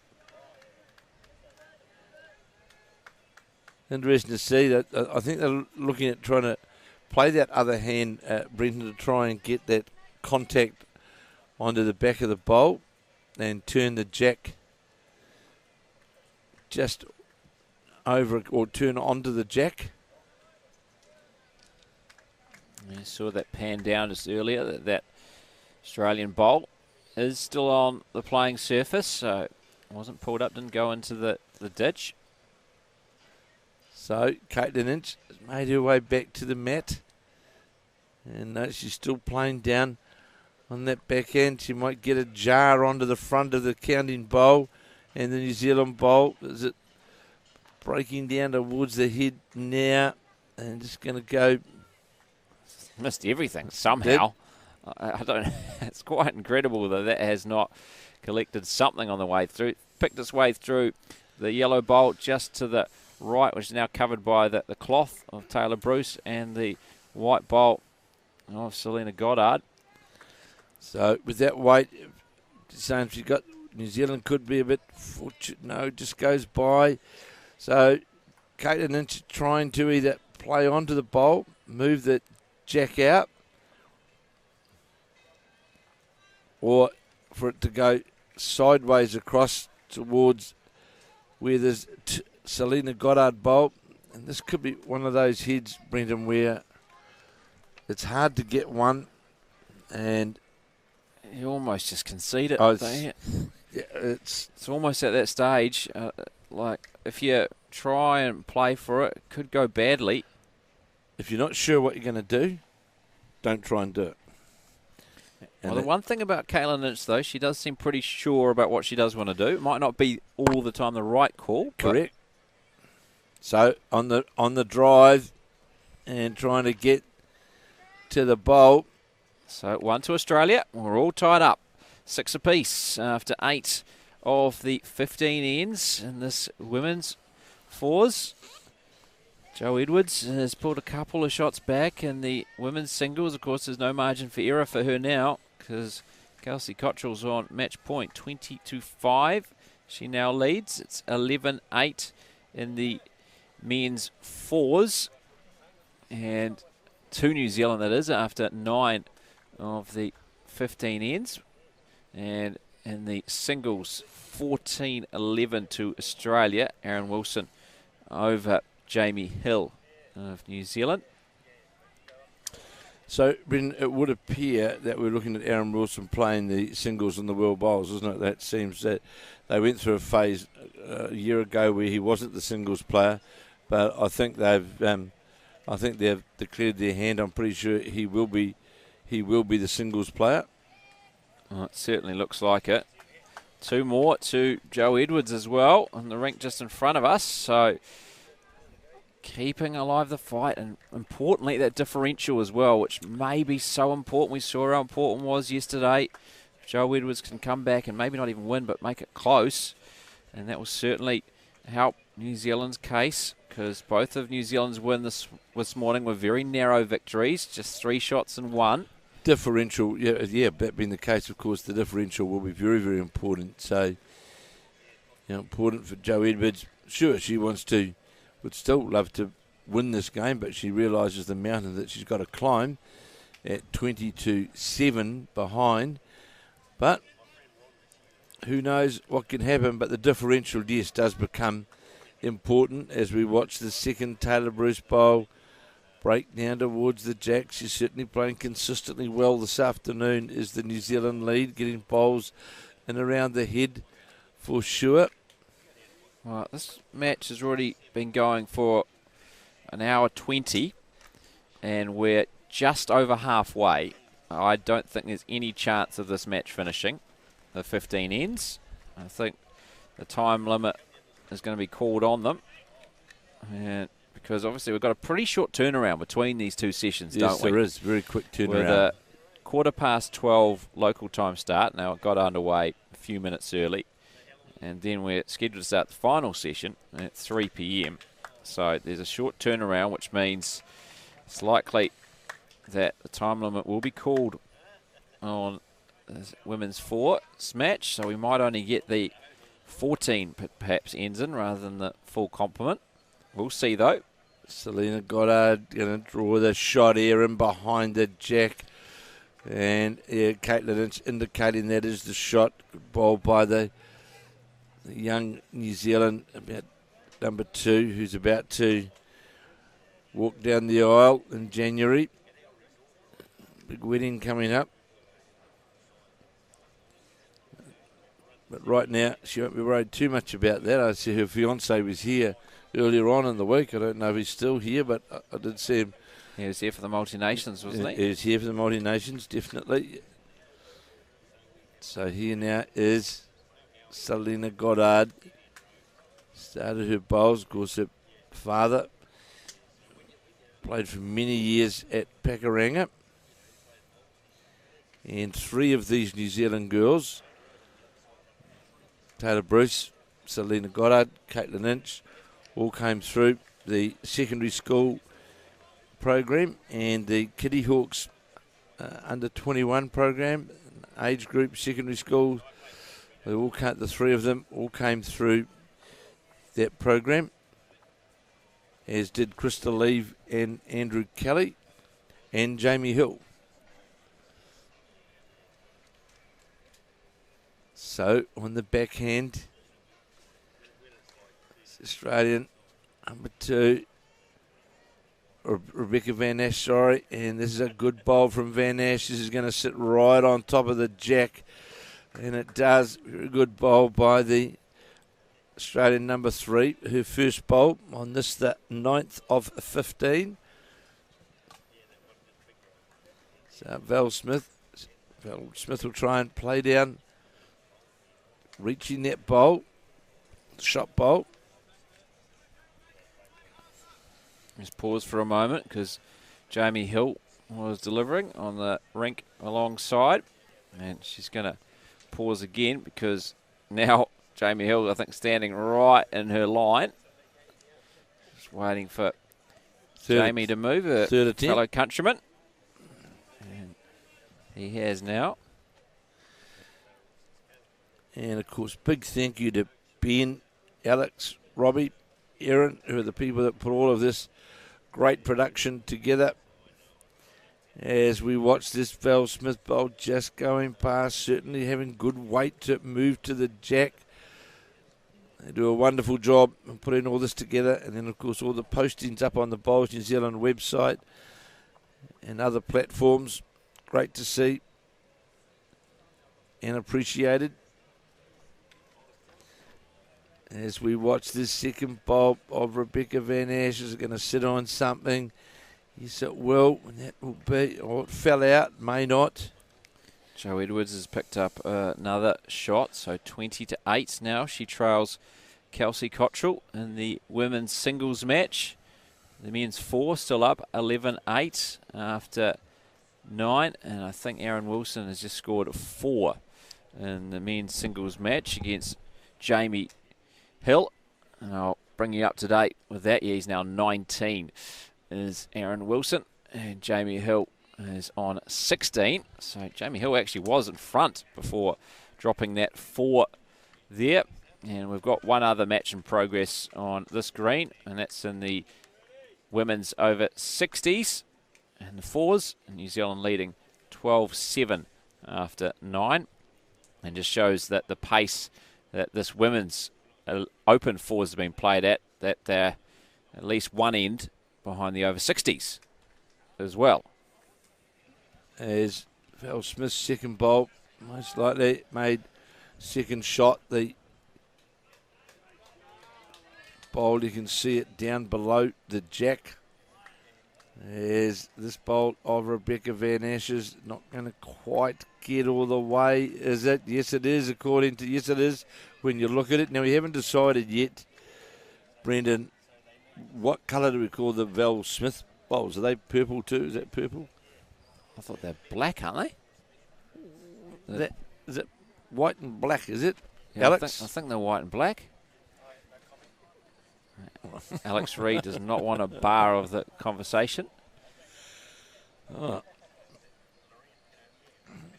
So Taylor, Caitlin Inch looks as though going to go on the attack, 2 down as we play 9 of 15, and we're all locked up at 6 all in this all-important women's 4s match at the Trans-Tasman here at Broadbeach. It's on its way, the drive of Caitlin Inch, trying to get to the jack. She's got the shot bowl and got them both, in fact. Now, what difference has that made?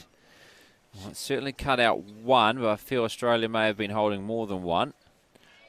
So they had at least a couple, and they got the... Tash Scott's going to have a little look. With a little manual measure. Looks certainly like one, doesn't it, Brenton? You would think that, but I don't know that. Well, they're not going to tell us anyway, are they? But the bowl in behind the head, the yellow bowl there, looks like the shot bowl. Sharon Sims sitting there, very deep in thought. Yeah, it's good to see a good crowd in attendance watching this women's 4s match. I know the importance of this. Of course, the women's Trans-Tasman Test still alive, unlike the men's. I just look over at the women's singles while this is going on. Jo Edwards holding another 2 shots. Of course, it is Val Smith's 600th as well. A lot of people paying tribute to one of the great servants of New Zealand bowls, becoming New Zealand's, well, she already was New Zealand's second most capped player, but becoming only the second New Zealander to play 600 times for the Blackjacks. We watched Natasha Scott, the Australian skip. This looks breaking down towards the head now, trying to get to the Val Smith bowl. Now, going to knock her own bowl out. Now, does this make a difference now, Brendan? Is that the New Zealand bowl? Is that the bowl that shot? One would think so. It is. Caitlin Inch indicating who got 1 because the weight that was played by Natasha Scott, she was certainly trying to make contact with the... Yep, Val Smith agrees. Val Smith bowl, 1 to New Zealand as Caitlin Inch is making her way back to the mat, and just see Kelsey Cottrell miss a drive out in front of us here. Yeah, she thought she had it. She thought that was the match. Kelsey Cottrell was a big hop, skip and a jump, but just missing with her drive on the rink alongside this one. So here's now Caitlin Inch holding 1 shot is the indication from those New Zealand players down on the head. As they like this bowl, they're all looking at this bowl of Caitlin Inch as it breaks in towards the head. How's the weight as it comes back? It can't get much better than that from the young skip. And again, that may now will be 2 now, Brenton. You'd think so. Taylor Bruce has gone to get the mat. It's just a question of whether that black and white bowl has picked up the jack and is ready to concede. I think the two there, Van Ash. So New Zealand scoring a couple on the 9th of 15 ends. And now have a 2-shot advantage, restoring their lead. And Jo Edwards picked up another couple, so I believe she was 20-3 down. 20-3, correct. And she scored the last 7, so 20-10 it is now. Jo Edwards continuing her fight back. This is great for differential, even if she can't pull off the seemingly impossible after being 20-3 down. To make that margin tighter will be very important, or could be very important in the final wash-up. Well, not that it ever really affected me, but it's been said, you get on 20 and they start coming back at you, you get the demons in your head, you can't quite get that one, and you think you've got it, and it's a hard shot to get so often. Yeah, we mentioned it before, didn't we, in the broadcast, that can be the hardest to get that final shot, especially for Kelsey Cottrell. Would have been thinking, this is coming so easy. It doesn't usually come so easy against Jo Edwards. 20-3 up I am. And then, well, I've lost the last 7. Just saw Joe getting draw a bit the shot again. now. And look, Kojak's brought us a whole fruit box here. Look at all this fruit he's delivering to us. Taylor Bruce. I don't think it's for us, Oh, Kevin. it's not for us. Drawn the shot for... Lovely bowl there by Taylor Bruce. Got a touch on the jack, moved the jack back slightly. So it's a very nice gesture from Kojak, the high performance manager for New Zealand, offering us fruit. Yeah, Kaushik Patel, high performance manager for Bowls New Zealand. And very much an essential part of the operation for the Blackjacks. Comes from a very well-known sporting family. Not Bowls, but very well-known sporting family, of course. Yeah, Deepak Patel, brother. And a very handy cricketer in his own right. So, New Zealand holding the shot as we see this Selena Goddard bowl coming down. It's going to get the jack. Where's it going to go to? And again, goes back to the Australian bowl. Unlucky there for Selena Goddard. Got that touch on the jack. Just went too far. Indication 1 to Australia. Certainly a low-scoring game. Yeah, we've seen a couple of threes, haven't we? One for each, but outside of that, it's been few and far between. New Zealand picked up a 2 on the last, and then it's just been singles. Yes, New Zealand scored a 3 on the 4th end. Australia scored a 3 on the 7th end. And, of course, on the 9th end, New Zealand scored that important 2. And one down here on the head.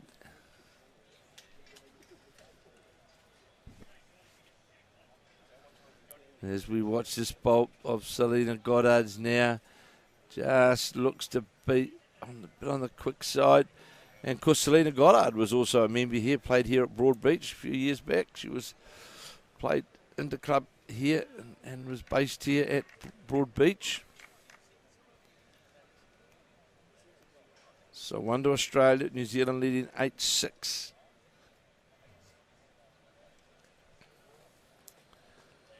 Jo Edwards has managed to turn the shot in her favour after Kelsey Cottrell was holding shot ahead of Jo Edwards' final bowl.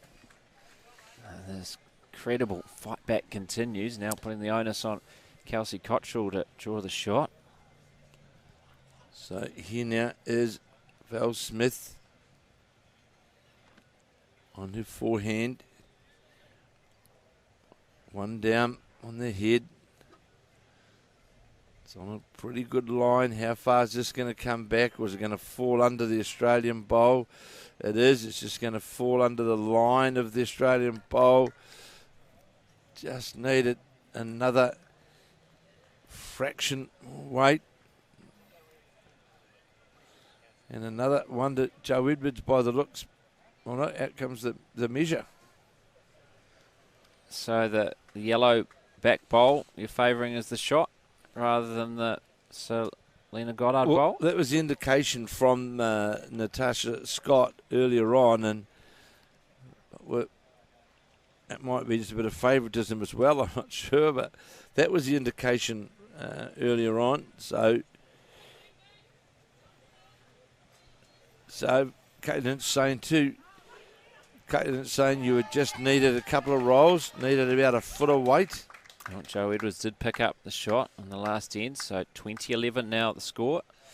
And that first to 21 women's singles matchup.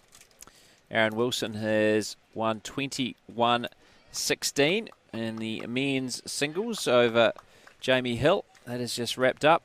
New Zealand men's four, though, are leading Australia 15-9 after 11 of the 15 ends. And in the over 60s women's four, New Zealand 12-11 after 10 of 15. So New Zealand fours, men's fours, it's a promising, although it's a dead rubber. Never a dead rubber, really, when you're playing Australia in a test match. It's always trying to get that W as we watch this bowl of Rebecca Van Ash come down towards the head, sat on the Australian bowl, and certainly looks like shot, definitely shot now, Brenton, the yellow bowl. Yeah, it certainly does. Not a huge amount between that white Selena Goddard bowl and the Australian yellow bowls. But certainly would favour that for the shot. So, Caitlin Inch heads to the mat. One down on the head. Leading 8-6 after 9 of 15 ends. See Philip Skoglin sitting at the back there, convener, New Zealand selectors, watching right throughout the multi-nations and this Trans-Tasman. As have, of course, obviously Peter Ballas and the other selector, Marlene Castle. They've been sitting here right throughout the whole 10 days. So here is this Caitlin Inch bowl. Val Smith's interested in this, but it's just not going to run all the way. It's not an easy draw shot. You've got to come around a lot of short bowls to get to it. So Natasha Scott on a different line to the Caitlin Inch bowl. In fact, well inside her line. Runs into the short stuff. Runs into the short bowl. And there's not a lot that Caitlin Inch can really see there. See Kelsey Cottrell in front of us draw a toucher. There is a chance, Brendan, if you could possibly get it down off that short yellow bowl. To the left of screen. Yeah, well, it looks as though that Caitlin Inch is going to play with some weight to try and shove the bowl through. Coming down to have a look. So what she's looking at trying to do is play with aggressive weight to what is the about fifth shot, the bowl up in the front there. And that bowl is in a direct line to the shot bowl, which is in behind the jack. So you're talking about the yellow and green bowl. That's correct. What you're talking about? Yeah. So the shot they're looking at playing is playing with weight down to that bowl. And if Caitlin Inch was fortunate enough to get the bowl right in the middle, it could run directly onto that bowl and make shot. Now, she's only one down. There's no real great danger. We've got two New Zealand bowls pretty much locked in on the other side of the head, protected by bowls in front. Be desperately unlucky to dislodge those. And I think we might see this confident young New Zealand player, New Zealand skip, try and play with that weight down to get. She's not. She's trying to get the other New Zealand bowls down here, but that's equally as hard. Unfortunately, run into that short Taylor Bruce bowl. So it looks like it's going to be one at least to Australia. Of course, still a bowl to play has Tash Scott, the Australian skip. And I see Joe Edwards has removed the Kelsey Cottrell toucher here in front of us, and now is holding 2 shots. This is amazing from Joe Edwards. It really is. Showing all her mental fortitude to stay in this contest. She can't make any mistakes because you know that Kelsey Cottrell will capitalise on them. And Kelsey Cottrell has played some decent bowls that we've seen out of the corner of our eye. So here's now trying to get to the Australian bowl was the skip to turn it over for shot. Yeah, it might be enough for 2. Might be enough for 2. Gail Melrose, the rink coach for Joe Edwards, watches on. Oh, Caitlin Inch has just turned over 1. And they're doing a bit of a measure for the second. And Joe Edwards will score again with a 1.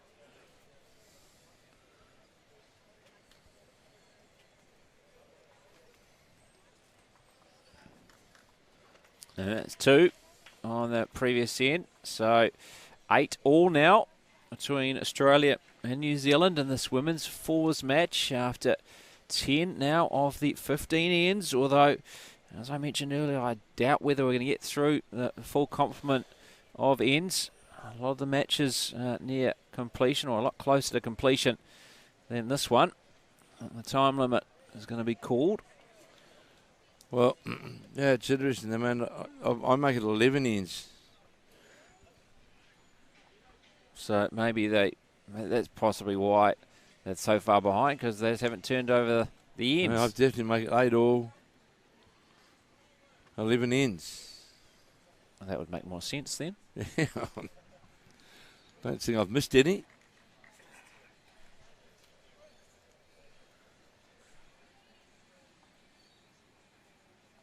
No, haven't missed any. Alex, what do you reckon? He always trusts you. You got your manual score card there. He's always able to keep a score card of my own on the way through. So, Taylor Bruce holding shot at jack level. After 11 ends, it's got to your special little spot then as well, between the 6th and 11th end, and yes. New Zealand's done all right. Yeah, I'm feeling quite comfortable now about it, Brendan, because that sort of has been the danger zone. As we watch now Taylor Bruce play her second bowl.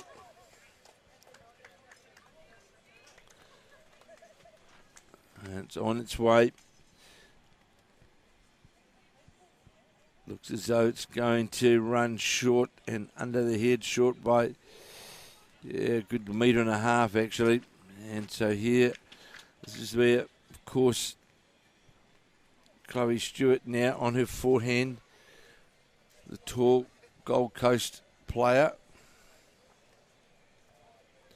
And that's going to, looks as though that's running on the narrow side as well. Might get up under the head to make shot, and it does. Sits inside the line for shot. That'll be 1. Definitely 1 down to that Australian bowl with a score locked up at 8 all. 8 all locked up. Joe Edwards trailing Kelsey Cottrell 20-12. 20-12. Kelsey Cottrell leading Joe Edwards as I watch this bowl of Selena Goddard's breaking down towards the head now, but it's going to pull up under the head and under the line just fractionally, missing a wee bit of weight by 0.5 metre of weight, just a wee bit of green. Yeah, chance to bring you up to date with what's happening on the green behind us. Well, green number 3 already had the development women's singles completed, 21-9. Ellen Ryan of Australia winning that one. Development women's 4s, though, New Zealand are up, I think, 13-12 after 13 of the 15 ends. The development men's singles, Australia winning 21-15. That was Ben Twist over Taylor Horn. And we've also had the over 60s men's singles completed. Can't see that score, unfortunately, and Australia are up 16-4 after 13 ends in the over 60s men's 4s, and in the development men's fours. New Zealand up 14-11 after 13 of the 15 ends. That's all the goings on green number 4 here at Broadbeach Bowls Club. So you'd have seen on your coverage there in Australia, we're holding 2 very, very good shots, 2 lovely drawn shots. But Selena Goddard right up to the task, just drew down with just dead draw weight and just got a touch on the jack, moved the jack in her bowl, just in behind the head and to make one of it. So now New Zealand holding 1 as we get down the back end of the game. It's shot for shot. And we watch this bowl here of Rebecca Van Ash. Has it got the weight to get all the way? It's going to run into the Australian bowls, but not enough weight to push them over. So definitely 1 to New Zealand.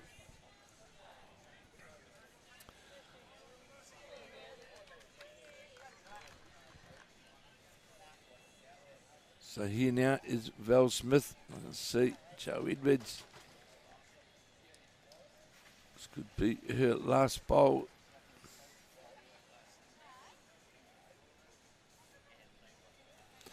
As we watch this bowl here now of Val Smith. This is a good bowler, Val Smith, as it breaks towards the head. Going to sit right alongside and get a touch on the jack. Magnificent bowl by the New Zealand number 3. Obviously, Joe Edwards holding the shot up there. I think we might see Van Ash play with some weight.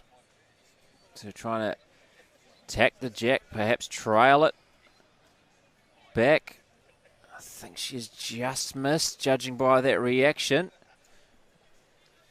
Has stayed up, though, on the green. Yeah, just missing. So what Caitlin Ince is saying to Val Smith, let's get a bowl down the back because we're 3 and the bowl continuing through. We could go 4 down if they were to get the jack in the bowl. And obviously, Joe Edwards has drawn another shot over on the singles match.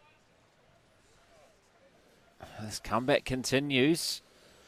So it's at least 1 that she's holding. Certainly has the mat still, and they're not shaking hands yet, although they're going to go have a measure next door. So we'll keep you up to date with what's happening on that when we find out that latest score. So Val Smith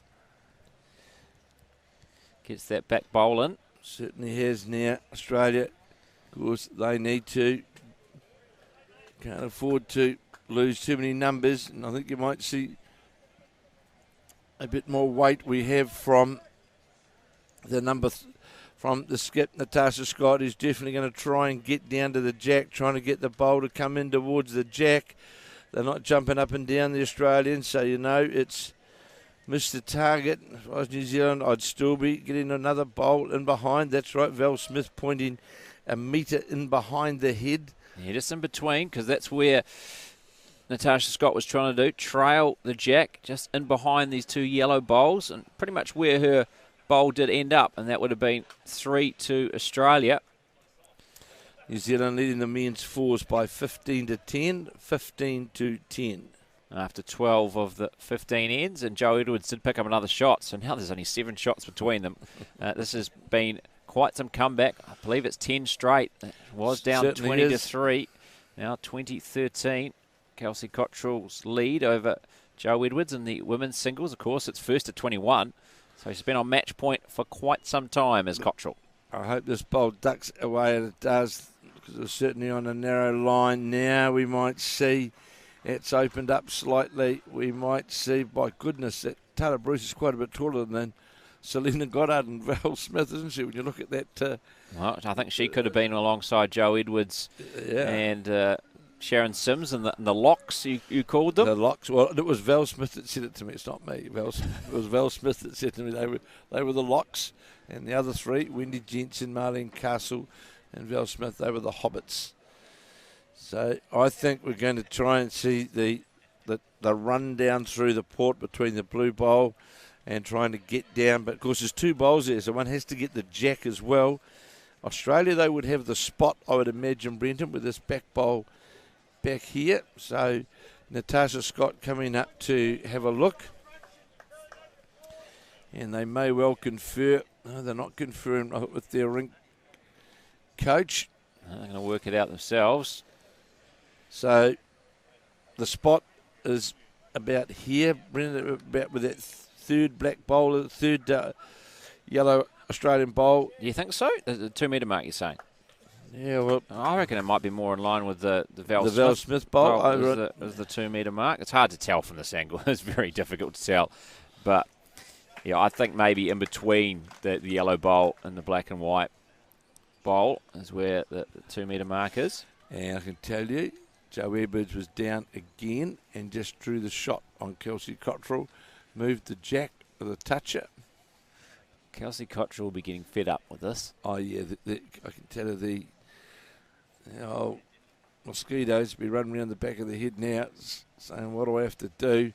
Trying to get the jack as Cottrell goes by. Of course, if she was able to trail the jack into the ditch, that should do it. That would do it. Should win her the match, but she's only got one bowl left now, and latest end that we're watching, and you saw just Joe Edwards just go in front of screen. She's going to play her last. We'll keep you up to date with that, but obviously our focus is on this women's fours match. Big discussion here from the Australians, Brendan, isn't it? It's a yeah.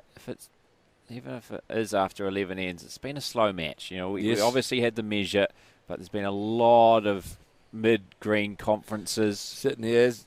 You just compare it to the way that the men play. It's super quick. Decision made. Completely different, isn't it? You're dead right.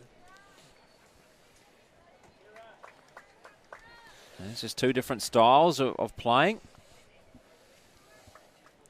And Joe Edwards right in front of us has just drawn another toucher. Incredible as the drive came in from Scott. And she was unable to clear out anything from New Zealand. So how many of New Zealand got, do you think, here, Brenton? 2? yeah, this angle isn't the best. I think it is just the 2. The Val Smith bowl and the Goddard white bowl. So the black and white bowl of Smith. So we just saw Kelsey Cottrell drive, get the jack, but actually the jack went back, as did the Joe Edwards toucher bowl go back as well. So it'll be another scoring shot to Joe Edwards. 2014 now, and at first to 21 women's singles match as Caitlin Inch looking to add to the count with the final bowl of the end is unable to do so, but 2 to New Zealand. It is 2. So 10-8 now. That's a big 2. After 12, we believe, of the 15 ends in this women's fours match.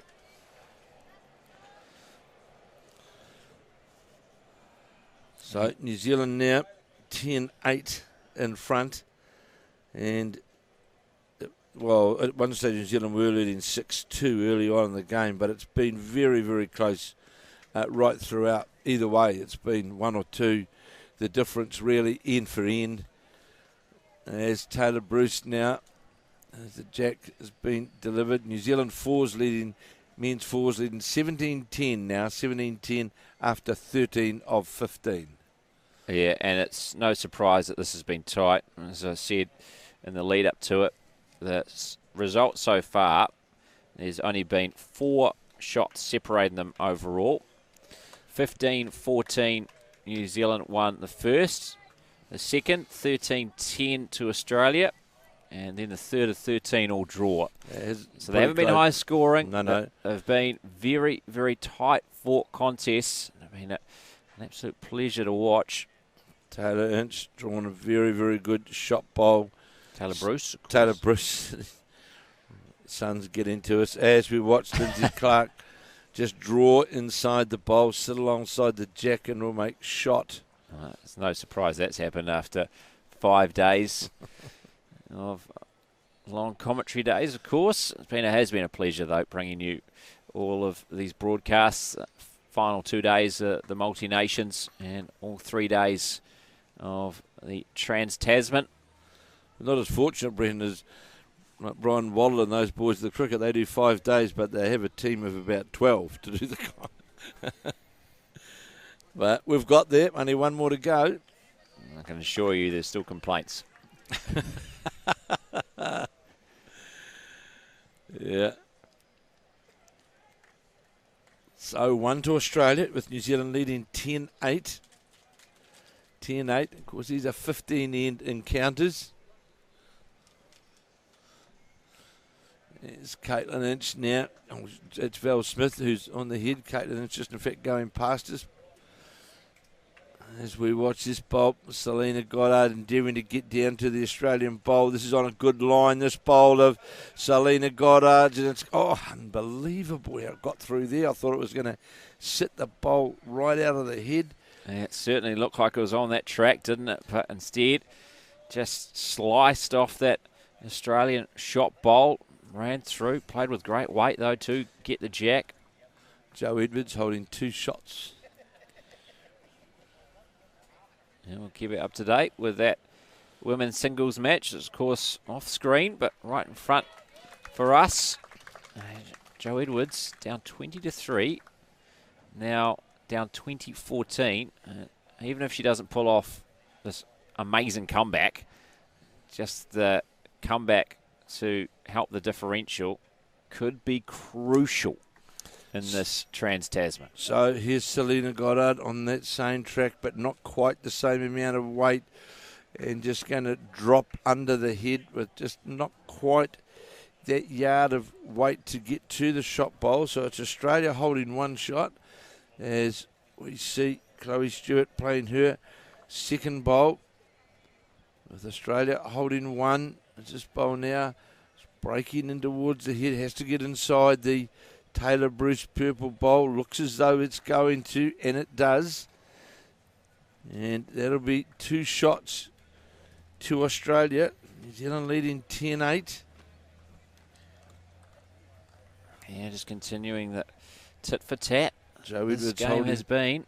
Joe Edwards holding 3 shots. It's amazing comeback.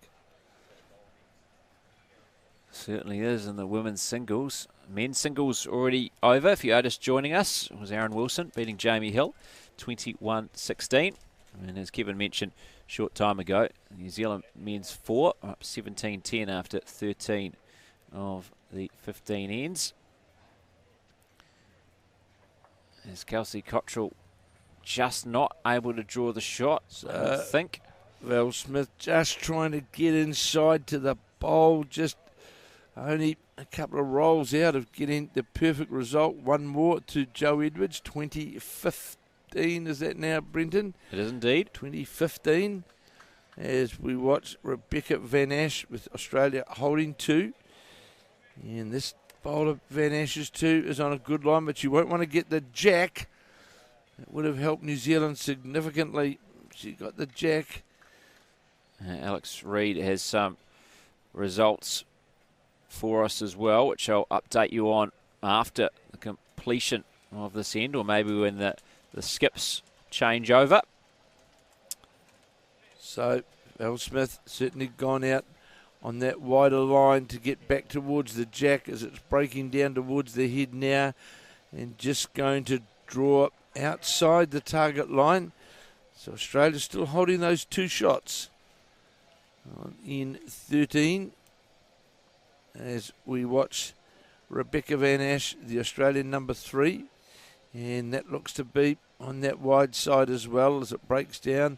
You can always get a good idea here, especially in Australia with having the lines on the green. You can just about pick where that line is on the draw line, and on this particular rink here, the perfect draw line is where the jack's situated now. You'll see 1 line just out from there, a few feet out, and that's about where your perfect draw line is to get down to the jack. As the skips change over, a chance to give you a couple of results from green number 3. The development men's 4. They have just won, beating Australia 16-11. So Sheldon Bagri Howley, a successful move into skip there in the 4. And the over 60s men 4 has just been beaten as well. Make sure you join us for the 3rd and final session of the day, because we will be able to give you a full wrap of this second session, all of the results and how everything is placed going into that 3rd and final session. We'll have women's triples action for you. Is playing with weight is Caitlin Inch. And just Takes ran out by the New Zealand bowls, unfortunately. Now, I can tell you that Joe Edwards was down on the head and has just drawn a toucher and has got 2 bowls virtually centimetres away from the jack. 2 shots here to Australia as we watch this bowl of Natasha Scott break down towards the head. Is this going to count, this bowl of hers? Yes, it is. Sits in the little nest. And I'm sure we're going to see Caitlin Inch attack here. Just saw Kelsey Cottrell attack, take out one of the Joe Edwards bowls. And I'm sure we're going to see Caitlin Inch here endeavour to go for the jack. 3 down on the head. She'll be playing this, I'm sure, with weight to the jack. It's on its way. It's looking good. It's on the centre line. Right to the jack. She's got it clean. Right into the ditch it goes. 3 down was Caitlin Inch. Drove the jack, as we saw twice the other day, Brendan. Those big shots. Drove the jack. 3 bowls. You can see the 3 bowls in the triangle there where the jack was located. And Kelsey and we saw Caitlin Inch drive it into the ditch. We'll see in a moment where the markers are. All the way back here. And superb shot. Joe Edwards just drawn another bolt right on top of the jack. Magnificent bowl by the young skip. Superb bowl. This marker right of screen will be where the jack is. Assuming the shot bowl is somewhere around there too. We can only assume because we obviously can't see it, unfortunately, from our camera position. Kelsey Cottrell has just driven her own bowl out of the head, and Joe Edwards lays holding 2. There is. The jack's picked up out of the ditch, and I think it's 1 more for New Zealand. So 11-8 now for New Zealand after 13 of the 15 ends. Kelsey Cottrell will be getting to the very fragile stage, I would say. 2015, and Joe Edwards holding at least 3. And we've also had a result from the development the development ladies, development women's 4. They have just been beaten. Now, on the rink alongside, you see Kelsey Cottrell left the screen, making her way to assess the head in the women's singles match. She led 20-3. It could be 2018 in but a moment. 4, I've just been told to me that Joe Edwards is actually holding. It is 4 shots. Could be 2019. What a comeback. I thought we've got a Joe Edwards bowl nice and short here, so I'm not sure it can be 4.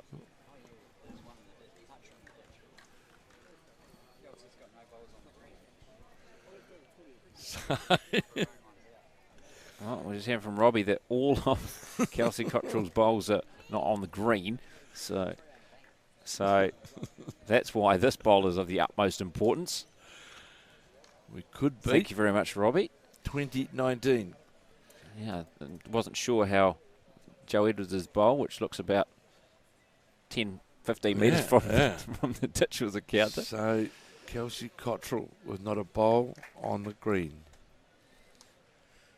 Yeah, so alongside this rink, we appreciate, obviously you can't see, so we'll just keep you up to date with how that does unfold as we broadcast the women's 4s action. It's going towards the ditch. 3 to Joe Edwards on the latest end there, so that tightens up even further. It's now 20-18. Kelsey Cottrell of Australia leading New Zealand's Joe Edwards in the women's singles. Here right in front of us, 11-8, New Zealand leading. And Taylor Bruce just drawn the shot right on top. Now, take your hat off to Caitlin Inch to that last end. 3 down and drove and delivered the jack straight into the ditch and sat alongside it. And that's what we're looking for, Brenton. Those are the big shots that that just make the difference, don't they? Certainly do. We see that green behind us running a lot slower than this one, so matches finishing faster as well. New Zealand 4s are now up 18-10. New Zealand men's fours. Playing the last. Playing 15, are leading 18-10.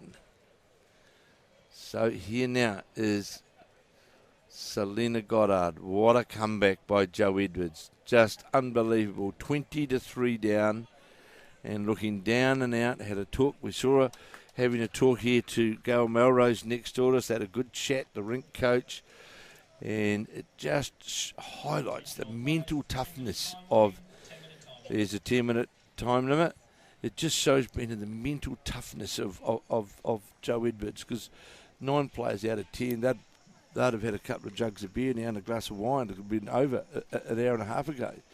But just hung in there, hung in, drew and drew and drew. And now Kelsey Cottrell, to be fair to her, doesn't know where to put them.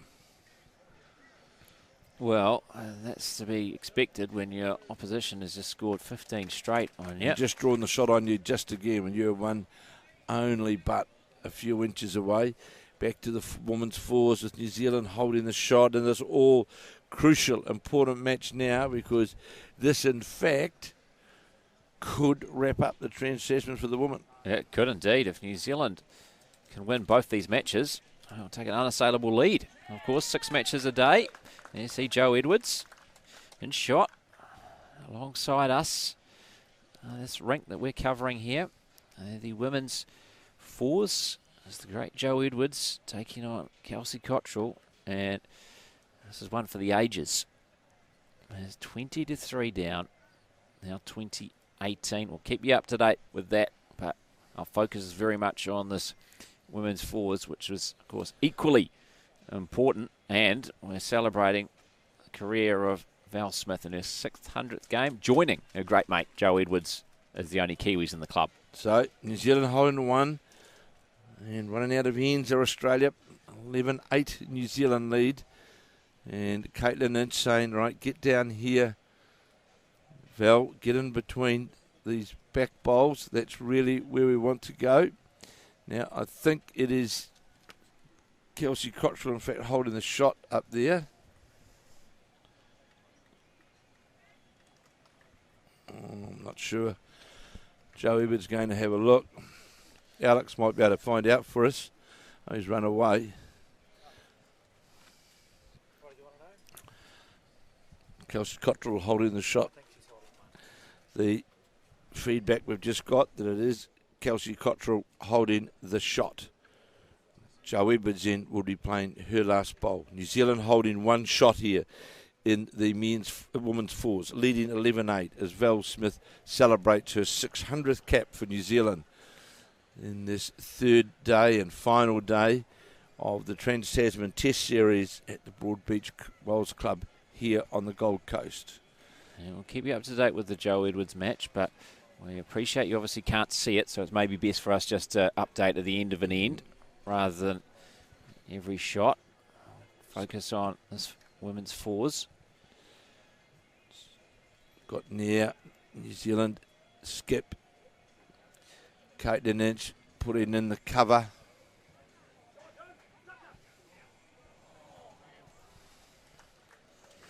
And just goes along Jack level.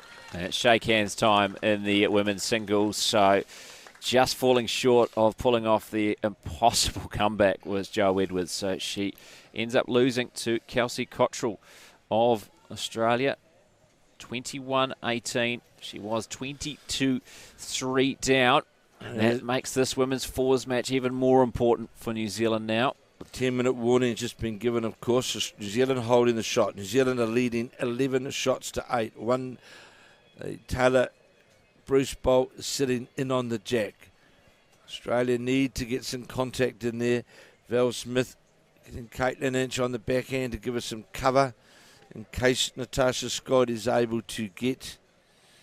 Well, there's not a lot for her to play to, really, Brenton. When you look, really, there's not many, because that's certainly, if you take things up bowl for bowl, are sort of cancelled out.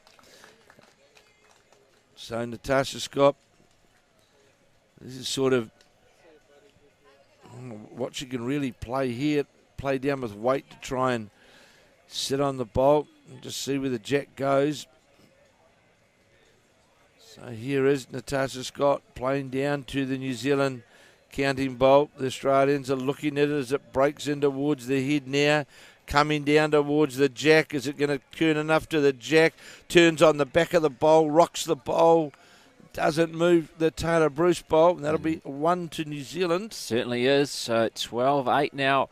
New Zealand leading Australia after 14 of the 15 ends in this women's fours match. If New Zealand can hold on here, and there's some doubt over whether it has been 13 or 14 ends. We think 14. The scoreboard says 13, and even if it is 13, this will be the last end. It doesn't matter really, Brendan, because the bell's well gone. Exactly. So this will be the last end. Correct. Regardless. Exactly right. So if they can hold on here, that would put New Zealand 3-1 up in the women's final Trans-Tasman test, with the 2 matches to come in the third and final session. In the women's triples and women's pairs. I've certainly seen, Brendan, as well in this particular fours match, a big improvement by Taylor Bruce off the front, which has made it a lot better for the New Zealand side, and they've been able to hold things together. Certainly had the measure of Lindsay Clark most of the game, and has done a good job leading off the front for the New Zealand fours team. And I can tell you that the New Zealand men's fours team have defeated Australia. Yeah, certainly have. We'll give you the final score of that one in our final session of the day once they've all come in, but they did lead by 8 ahead of the 15th and final end. So far it's 1 win and 2 losses for the Blackjacks in this second session of the third and final Trans-Tasman test, but the women's 4 trying to make it another good bowl from Taylor Bruce, just in behind the jack. This is the sort of heads that we want to see and need to see at this level. This is the sort of starts that we need. And I think, as Brenton said before, as New Zealand hold on to win this fours game, it means then that the New Zealand women's side need to win one of the 2 matches in the third round. As we watch this bowl of Lindsay Clark just go by, and if New Zealand are to split them with 1 each, of course it will be a test series win to the New Zealand women blackjack, which is very encouraging. And of course they could actually afford to lose them as long as they're narrow defeats. Correct, they could win on differential. Obviously not what the way they want to do it, but could be the result as well. So this would be one major step towards winning the women's Trans-Tasman title. We see another good bowl from Selena Goddard as she runs into the Australian bowls. And there's 5 bowls there, Brendan, within a metre, really, isn't there? And this performance, along with the performance, of course, for the women at the Asia Pacific Championships as well, has seen a pretty good international season to date for the New Zealand women's side, and we're encouraging for the selectors. I've used a total of 7 players so far in both of these events, and it's pretty fair to say they've produced pretty good results. A good response from young Chloe Stewart there, number 2 for the Australian women's 4, who just slots in front of those Taylor Bruce bowls, and that should be the shot. But the really good thing about this head right now, Brenton, is Australia need 4 to tie. There's no 4s there. It's just been played so well. Look at this bowl here from Selena Goddard. This is amazing grouping, isn't it? Yeah. Look at that. Quite incredible. You could put a tea towel over those 6 bowls and the jack. Great display. Is a big crowd building as well, because you've had all the development players and all the over 60s players from the other green all coming around to watch this contest. They know the significance of it too. So she's let the team down. Caitlin Inch's view now, we're going nowhere near the head. We're going to get down around the back. And that was not a bad bolt from Chloe Stewart. Really wasn't, but just not quite the same calibre as those before. No, absolutely not. That normally would be, you could say, yeah, you'd be quite happy with that bowl that's been played by Chloe Stewart. And this is providing things keep going. is a wonderful way and such a very, very good match for Val Smith to celebrate her 600th cap for New Zealand. So thumbs up there from Caitlin Inch, indicating that bowl is still on the green, so around the tee. So here being the real sort of optimist. There is a chance for Australia, here we go, that they could play with weight down to the bowl of Selena Goddard's out there, split through onto the Taylor Bruce bowls and leave themselves with a couple. They'd certainly lose a couple of their bowls doing so, but it's their only scoring chance of anything, really. Yeah, because they need, obviously, 4 to draw, 5 to win. So one bowl in there right now in that little nest, and you can shake hands virtually. So, or the other thing, well, how does the kill and how does the spot look? That's the other option, of course, isn't it? Yeah, well, Val Smith did play back towards the tee. I'm pretty sure it got the thumbs up from Caitlin Inch, so she should be back there. And I think they're going to put another bowl just in between. Well, Val Smith will attempt. If this is going to come back, it's going to hang out a bit wide, but not in the worst position. Certainly, it's going to be impossible for Australia to try and turn a 4 here. Well, certainly any chance it's got to be played with more weight by Rebecca Van Ash to get the jar shot into the head to get these bowls out, and it's on its way. It's on that line that we were talking about, Brenton, and what's going to happen, we'll just wait. I can see a couple of New Zealand bowls have moved. Yeah, applause from Tash Scott, but she's still hanging over the head. Now she moves. So the 2 New Zealand bowls are still in there, so that's fine. There's no the 2 Goddard bowls are still there. The Bruce bowls are moved. So there's no 4s anywhere. Fair effort from Van Ash, but I'm with you. I think it needed a bit more weight. She did really need some more damage. Weight. She needed to be on that straighter line weight to get inside and be able to move the bowls out. That was more just fractionally over draw weight. Needed one of those Alex Reid run shots that we saw last year in the Bowls 3-5. The one he's got framed on his wall that won them the Bowls 3-5. That's what they needed. So here's now the Caitlin Inch bowl. There's a good bowl as well, breaking its way in towards the head. Just look at this, covers that up entirely. What can you say, Brendan? Superb.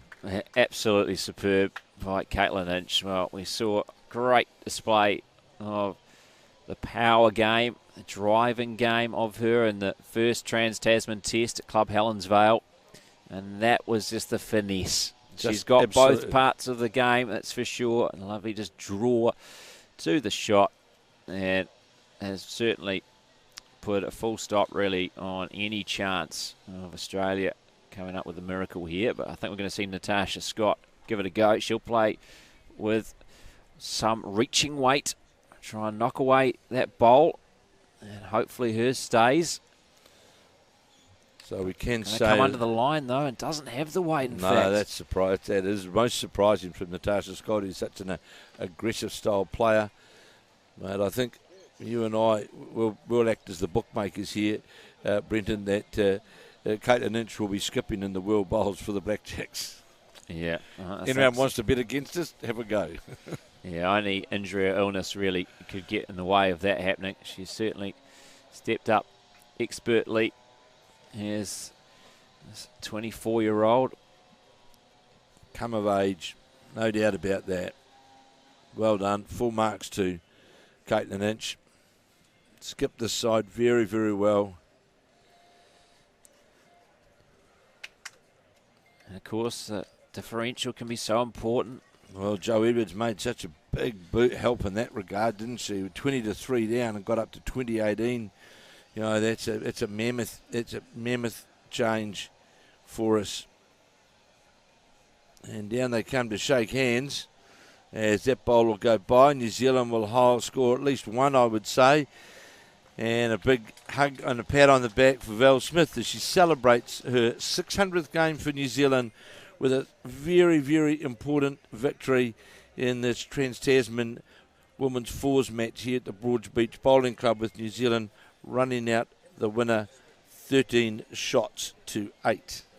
Very impressive from New Zealand. So they now take a 3-1 advantage, and a big hug for Selena Goddard to Val Smith, and now Taylor Bruce to Val Smith, and now Caitlin Inch to the great New Zealand player who celebrated her 600th. Now the rink coach Sharon Sims comes over to embrace Val Smith, and it now means that the New Zealand women have a 3-1 lead in the third and final Trans-Tasman Test, and a chance to clinch it in the third and final session. And we will be bringing women's triples action to you, where New Zealand will have that opportunity to clinch the women's Trans-Tasman Test. And join us then at 6 p.m. around then, New Zealand time, for that third and final session. Myself, Brenton Vanessa-Roy, and Kevin Eklund will have the call as the New Zealand women look to close out the Trans-Tasman.